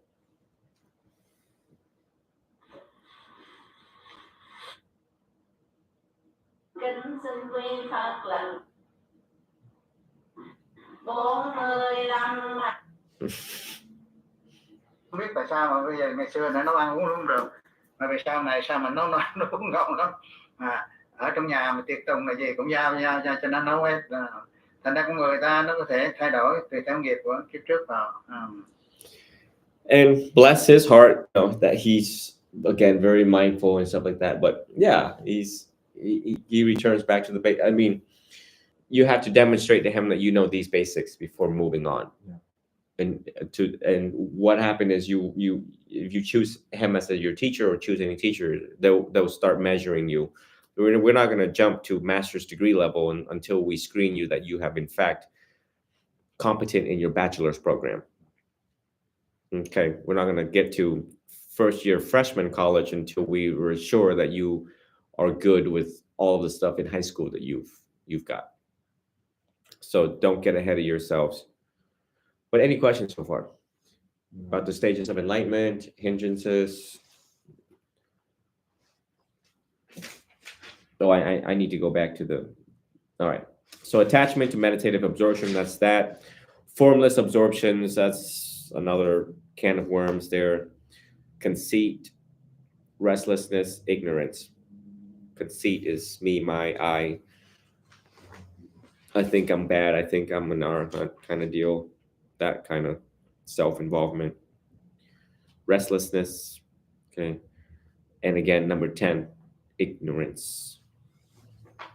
Pretty easy to be an arahant. All you need to know from Venerable Yuta Tammo is it's easy becoming an arahant to let those three things go. So your main focus should not be too much on other stuff, just to look at one's anger, one's greed, and into the details of it. What is that I want? What is that I want? And then when you're ready for your test, you travel with me, or we go places and I'll test you. I'll push your buttons. I will go deep. I will bring out your ego, see if it's still there. I'm very skilled at that. As much as nice as I am to you all, I can be very mean in order to test you at what level, right? Because the question becomes, how do you know that you have grown? Tested. Is when the world tests you. Once it's so funny. I talked to this group of senior citizens one time, starting out my monk career. And they're there, I'm thinking, they're all here for a collective reason to learn, and they're all seasoned, like 70 years old. And I guess somebody gave me their phone number, and they're like, well, next time you teach, will you please call us? So of course I have their number, but they don't have mine. So I call them once. I called this one lady one time. She's like, what the is it? I was like, hi, it's Venerable Chidao. How are you? She's like, oh, well, I thought you were scammers or those telemarketers thing. But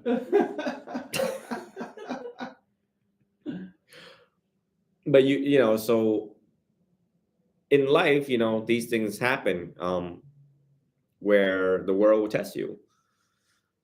And the arahant that you are, that's why I made the hoodies, and it says arahant on it. And I want it out in the streets of America, so that it reminds people when you wake up every morning, is that even though it's a reminder, it's just a reminder, even though you're not an arahant, it's a reminder to how would you, once you put this hoodie on, it's like a Batman cave, like Superman cave, right?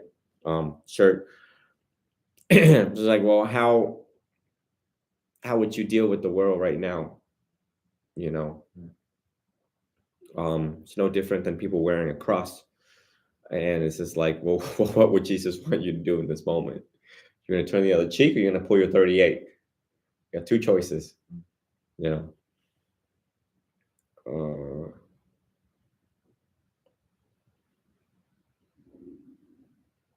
but always be prepared to and welcome to be tested. You need to welcome, once you think, you've got it down, go ahead, go out, put yourself in positions where people can test you. Challenge yourself. Someone bumps into you, or, you try to bump into somebody else and see how they react to that. To see how well you take it. See how well, who the do you think you are? just all the things that's just gonna happen out there in the world. There was one time I forgot to share this with you guys, but my student was road raging while I was in the car. This other woman, I don't know, she pulled out in front of my student, and my student was just cussing off the chain in the front seat. I'm sitting in the back, totally forgot I'm in the back. And this woman who I look towards to is getting all of this nastiness flying at her. 2 windows are up. I don't know what's going on. Her window's up, the student's windows, the student's cussing, everyone in the car is hearing it. She's not hearing a darn thing, but she can see the anger that he's projecting. And all I see from her was,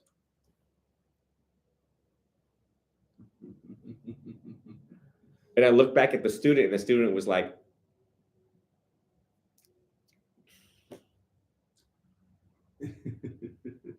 it worked. It worked. Whatever she was doing to him, it worked. It diffused. He realized that he wasn't going to get a reaction from her, and she was radiating love and kindness, which is what central to our practice. And because she radiated that, it literally penetrated through all the windows and into his heart, and literally like just shuts him down. Like he was receiving a different kind of message, and he was just like, maybe I should stop doing harm. Funny how that works. Yeah. It was one of the most profound things. I mean, that should have been a TikTok moment. That would have been we would have gotten, with 8 billion people, probably 3 billion hits, which is how effective that was. And matter of fact, I mean, that's an experiment we should never try on the road, because the people really might pull 38. But that was like, I was like, wow, that woman's got spirituality down. Just to have teenagers looking at her and just at it, and instead of her, all she had to do is pull up her middle finger and just flick the bird, just like everybody else, right? Just like everybody else. But instead, she was like, "Love you, I love you," and she really meant it. I mean, you can see everything in her face. She meant it, and the kid diffused instantly. And if only we had more Buddhists like that running around the world in situations of, I mean, last time, I've never seen a hostage situation where the police officer says, "Look, I love you. Right. We just come off the ledge and just come back and let us deal with this in a better way." And truly emanate that energy where people will come off the ledge and put down the gun. So, all right. Well, I think I heard someone's tummy. So we will. Maybe it is an Arhat. Arhats can hear everything. We will wrap this up so that you guys can grab some lunch, get something to eat.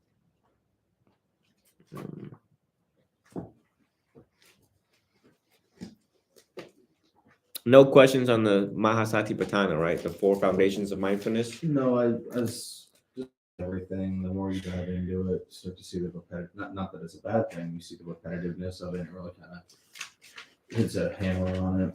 I really like what Cornfield was saying.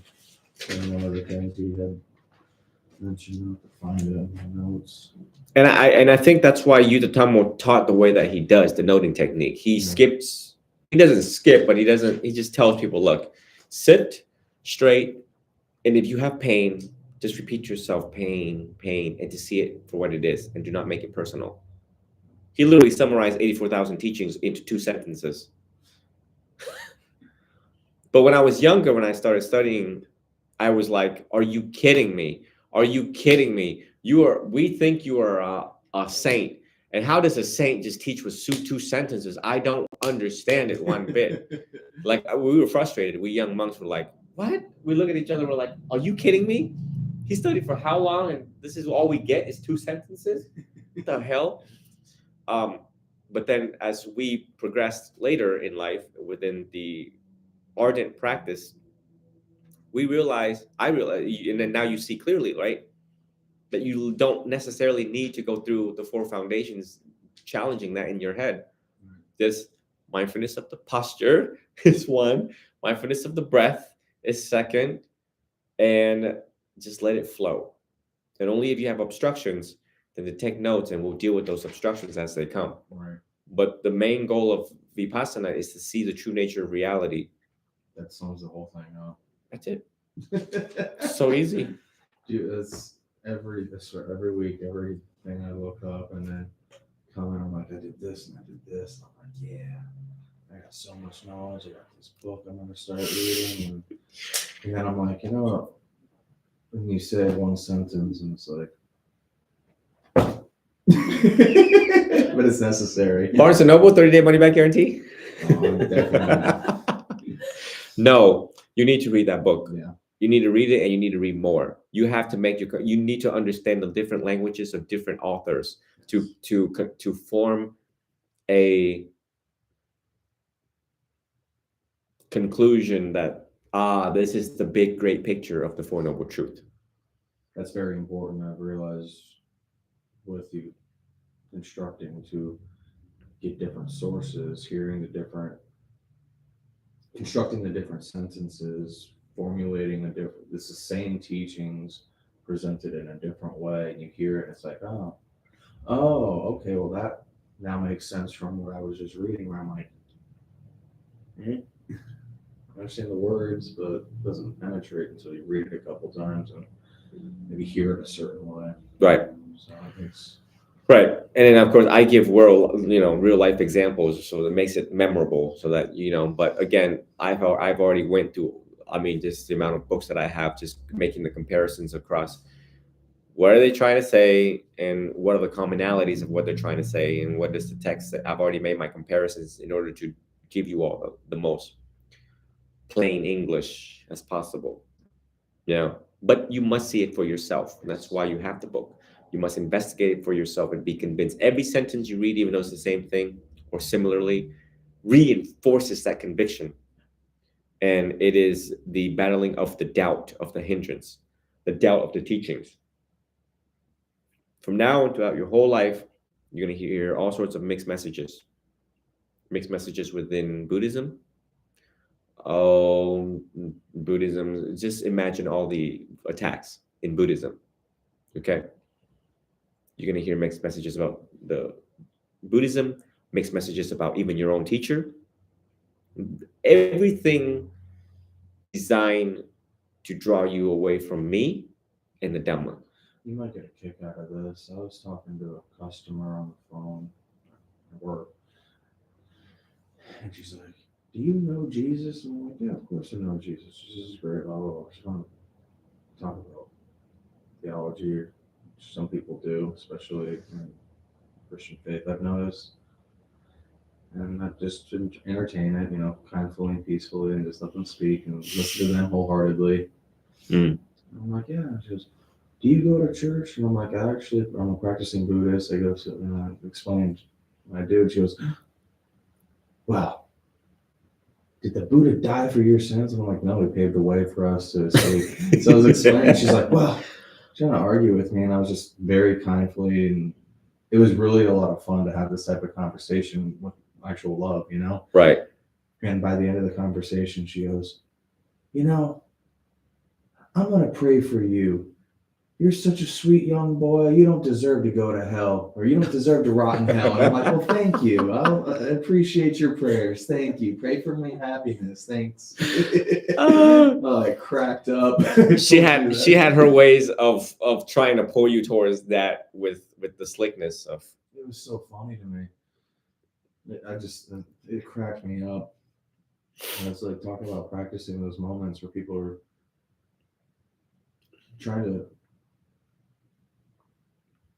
almost slander like a person's thoughts or beliefs or the way of it. It doesn't matter what it is. So basically, what you're doing is wrong, and what I'm doing is right. It's like both can be right. There is a right and wrong one, of course, but there's no reason why a person can't do. And as you grow older, you realize that arahants to be, saints to be in Buddhism, don't argue with people that you will hopefully come to realization, wisdom of the wise, and you just realize that certain tone of voice you'll never be able to convince them otherwise. That was the funnest part about that conversation was there was no way I was in any way convincing or even trying to or argue or anything. It was she would ask a question and I would answer. Hmm. And it was just an actual conversation, not an argument, and at work they say you can win an argument or you can win a customer. Yeah, the one thing, I used to be Catholic, and the one thing I'm like, why are you trying so hard here? It's just like, are you getting extra credits from Jesus for Right. getting more people? Just, you know what I mean? Yeah. In Buddhism, we don't do that. We don't knock on doors. A monk cannot run up to someone and be like, hey, let me tell you about Buddhism. Yeah. We have to be invited to teach. We have to be invited to give the precepts.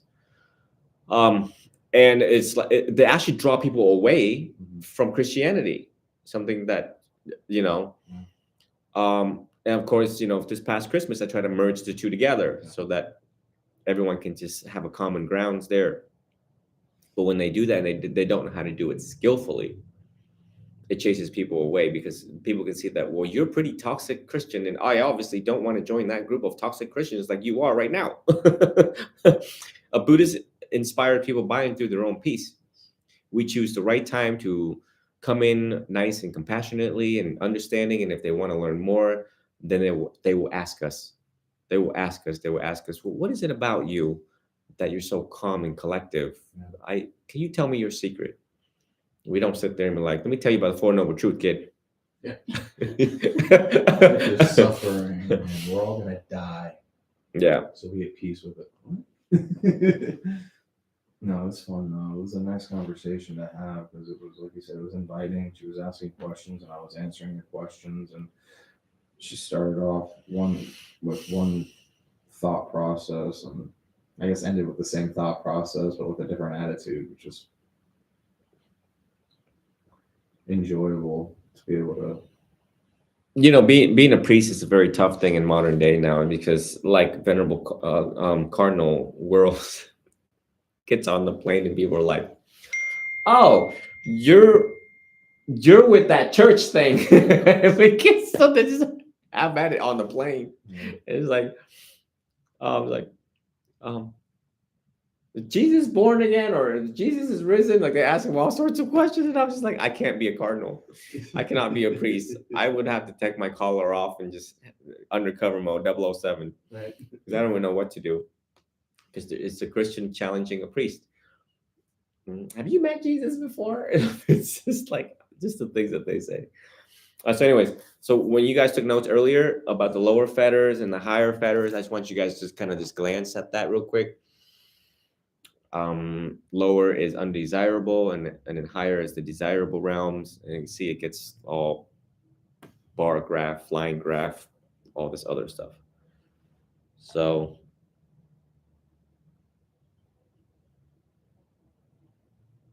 I'm doing good. I'm wrapping up my class for Sunday.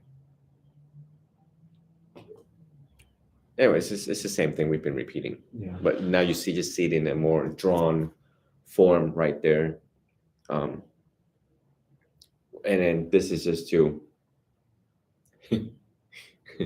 be like, yeah, try to get there.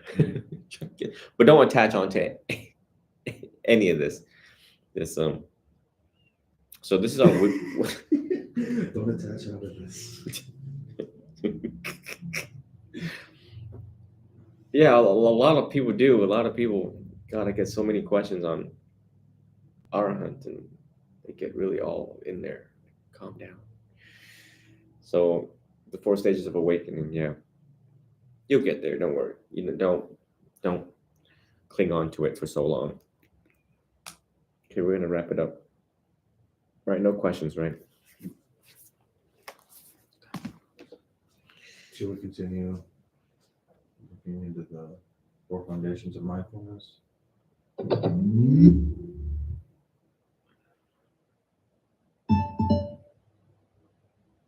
Well, the fun thing is look up the jhanas. Okay. Investigate the jhana. Now I'm gonna exercise your noggin. Now we're gonna exercise your noggin. Yeah. Look up the jhana. Well, look at what it's all about. Look at some of the YouTubes, and then I want you to educate me on the jhanas. Let's see how well you can you can present the show and tell.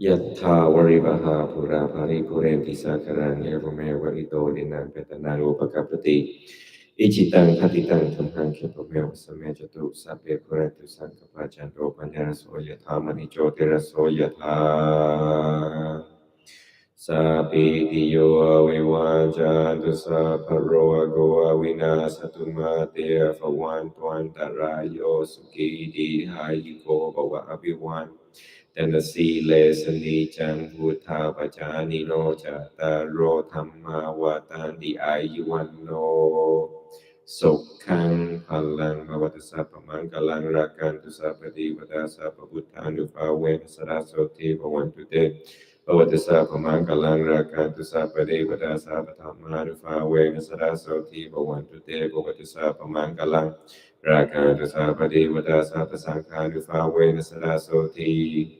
Bhavantu there. May you all absorb everything that we have been talking about. May you reflect daily on how to make heaven on earth. Create the causes and conditions so that you live life mindfully, joyfully, abundance, with jubilance, with rapture, with supreme happiness, unmoved by things that are good, unmoved by things that are negative in your life. Learn to let go and quickly by things that you hear. Learn to let go quickly by things that have been done onto you by those who know not what they do. In this way, we glide and fly around earth, lightweight, with a light heart, and the opposite of a heavy heart. So therefore,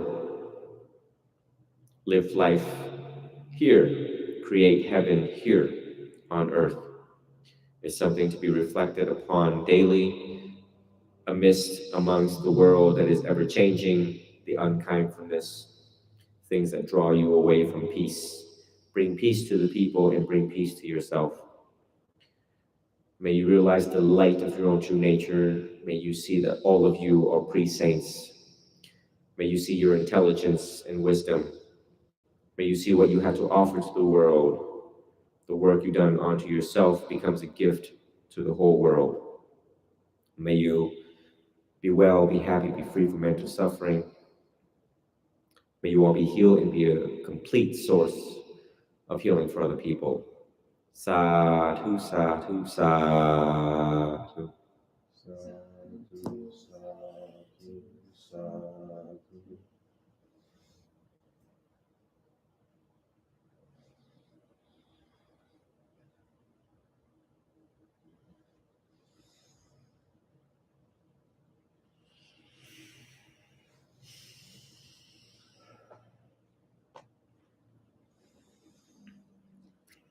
All right, students worldwide, make sure you all get your t-shirts. Represent. Rep. South side, north side, east side, west side. It's on my link tree. Get it. $25. Get it. Represent School of Chidao. Spread the message of peace. Free Buddhist education, meditation, and counseling. Get it. Support the cause. Do something. Give more, take less, do something. That's a very nice book. I'll probably glance through it one day when I have time. It's a lightweight book. It's big and it's lightweight, so it'll fit in a suitcase. There's gonna be a lot of books in my suitcase when I travel. This was when I it was exactly what I was doing now, just flipping through it. I was like, this is exactly what we started going over. And I was really happy that it's just about feeling like this. I've seen this book there for a couple months. You've been eyeballing it. Was it $22, $27, $30? $20. Yeah. $19.95. Wow. Yeah, Goldstein and Cornfield, it's been on like YouTube a lot. Yeah. Stick it in your ear and just listen to them. Yeah. Just like the book there, I like to listen to them on my breaks while I'm at work, on my way to work, between you, them. It's mostly all I listen to, and then every now and then watch some Dragon Ball Z clips. The middle way. The middle way is Dragon Ball Z in the middle. We've been looking at tortoises. I want to get a tortoise, and she's gonna let me. You want a turtle? Yeah. A pet turtle? Yeah. One escaped from my room when I was little, when I was like 10 years old, and the darn thing was this high. I swear it disappeared. Could never find it in my room. Oh my goodness. I have no idea. Or he became an arrowhunt and disappeared. I was like, "Where's my turtle?" That turtle was this big. There's no way that turtle did a front flip and crawled out on the cover that was on it. I loved it. I love watching them because they're so peaceful. They're just like, Oh, great. so what's up, y'all? So stop looking at me. Like, okay. And they eat, and it's really cute. And then one day I woke up and I'm like, "Where's my turtle?" Well, I was so mad, and then I got really scared. I was like, "What if he's running around trying to bite my toe?" So I tried to look for him all over, and I was just like, "Dad, you mind helping me?" Never found him. That's hilarious. Not that you'd find it, but you're scared of. He ascended. How? I don't know. He became one with the force. Yeah, I don't know, but they're cute. They're really cute. But there is something about having them as a pet in my culture. I believe I remember them saying should not have a turtle because they are slow and it could slow down your progress in life to prosperity and success or whatever, something like that. I don't know. It's superstitious stuff that they say. Whether it's true or not, I have no idea. The darn thing didn't last long enough for me to find out. The darn thing didn't last long enough for me to find out whether I'm going to stay in 6th grade for 5 years or not. So now, had that happened, I'd be like, okay, it's true. That's funny.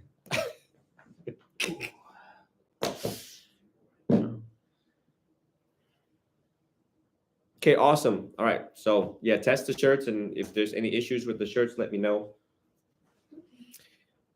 February is going to be a lot of fun. February, you guys planning to have kids down the road? No? Oh, okay. So February, when Sahari gets here, we're probably gonna do a project. We're all probably gonna go down. I'm gonna gather up some money and we're gonna go down and outreach to homeless people. Awesome. And all students gonna wear these shirts, go down there, making Buddhism in the streets. Buddhism making an impact. That's great. We're probably gonna give these shirts out to homeless people. Cool. Is it gonna be like a retreat basically, or like in August? No. Okay. What retreat in August? The one we had back out in August. When you held. No. So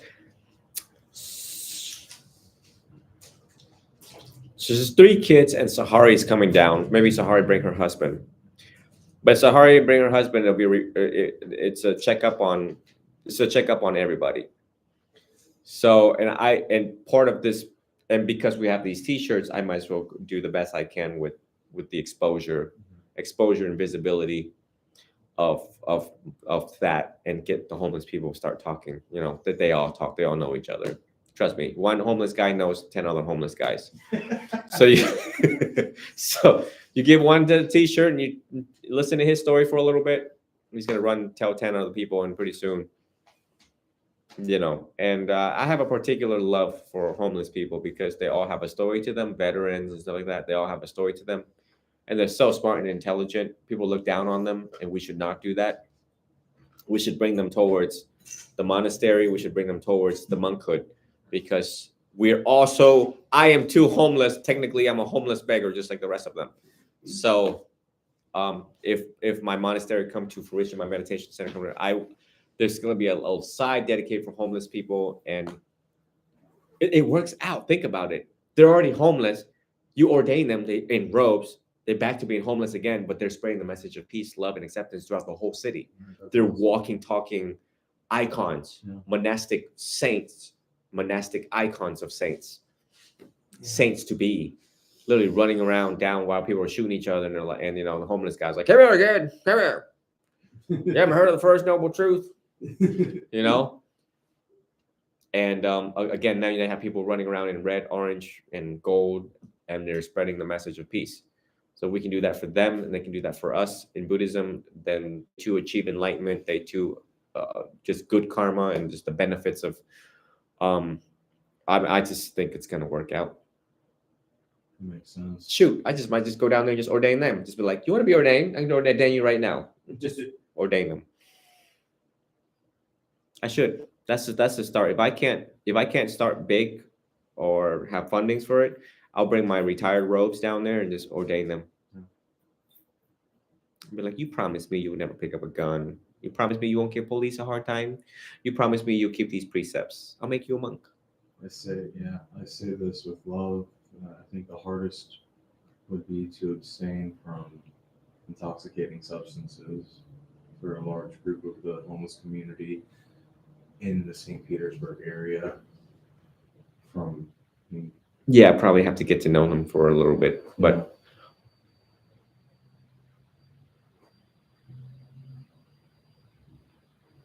yeah, and the other thing is I want to give them a sense of identity too, because they've lost a lot of their identity.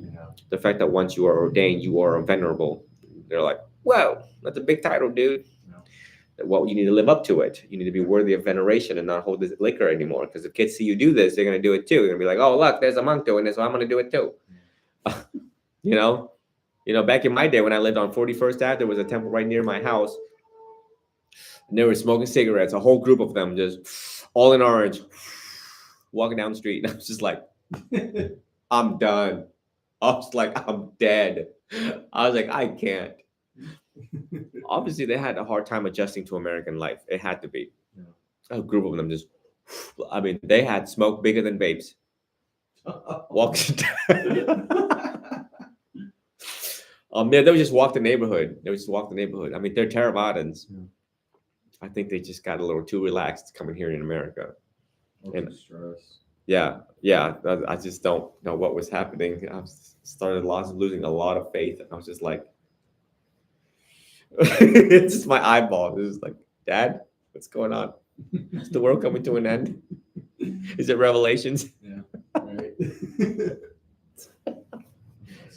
So, anyways, you guys look forward to that. I will let everybody know what I haven't booked any ticket. Nothing yet.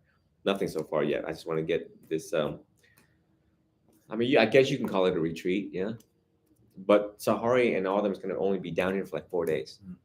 So it'll be like the smallest retreat ever. So within those 4 days, I'm full time with them, like day and night. Like when they wake up, I want to be in their face and be like, "Buddha, Buddha, Buddha, Buddha." Like you imagine waking up in Florida and just waking up and all of a sudden, "Good morning, Buddha, Buddha, Buddha, Buddha. Good morning, Buddha, Buddha, Buddha, Buddha." And so the kids are gonna be like, "Oh my God, he really wants us to be enlightened." Jeez. So with 4 days, I have to really jam it all into, pick up the speed with like Connie and Kayan and Mani. I wonder if they want to come down and ordain for those 4 days. Because we spoke about it last time before. I plant these little seeds in their head before they leave, and their attachment is to their hair and style. So that's one thing that they don't want to. And quite frankly, I want to make amendments to that rule because they're pretty strict on the shaving of the hair. But it's 2023, so if I ask permission or if I do it privately, low key, privately, no pictures, no nothing, that still wouldn't turn out too well. Somebody catches me in public with these kids with their hair on and monk robes on and be like, "That's a different kind of gang." Anyways. Are they doing well? Yeah. I'll know if they're not doing well. That phone start ringing. Oh, yeah. Get a call from jail or somebody. But yeah, I think that's going to be fun. Something to look forward to. I'll have you guys be the CBT teachers when they come down. Okay. I'll let you guys screen them how they're doing and stuff like that. a good practice for you guys. See the ABC models working out in their life. You know, ask them questions, same questions I'm asking, and you'll be like, hey, how's life so far? How's mom, dad? What's going on at home? You know, just play with them, and then still remember CBT? Yeah, tell me about it. And they'll tell you about it. That's how you measure how much they've remembered. It'll give you some exposure to working with adolescents and the workings of adolescence. And then you can report back to me while I'm working on the adults. You guys can have the kids, and then it will make it fun and engaging. Cool. Just to watch, because you're gonna, if you plan to make an impact in the world, Yeah. you might as well go hands-on clinically with these kids, and to just watch their behavior and to see the new emerging generation, how they deal with stress and what they do with the information we give them and the resources we give them. And then now we're measuring them. They basically what I call projects, like Project Julius. When Julius was here, and then Project Cayenne and Project Money, just to see how they're doing. Later on, it becomes information for the next book of how, because they are representative, a sample population, a sample of the population, a representative of their cohorts that have walked along this path. So, That'll be but cool. yes, you all are free to go have some lunch before that stomach Yeah, that's my growling. stomach. Growling. This is the big guy stomach. Yeah. Time for lunch. Me too. Time for lunch for me too.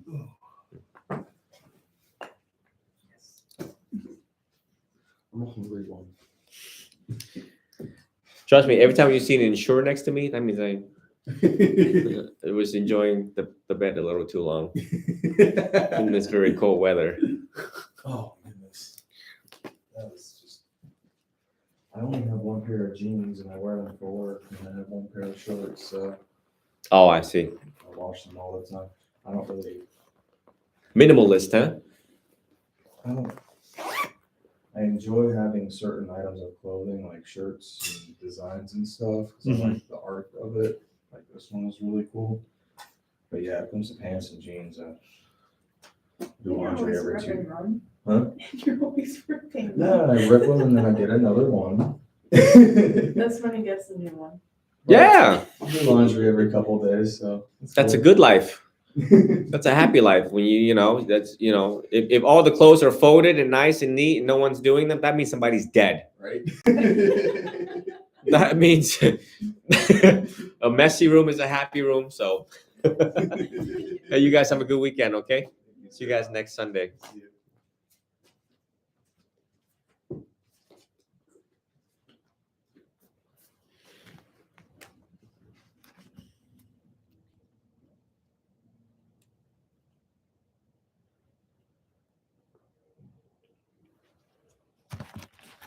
All right. Thank you all for joining. Visit my link tree, take the survey on the Trova trip about the traveling with me overseas. With the link tree, and then go to my YouTube. Everyone go to my YouTube. So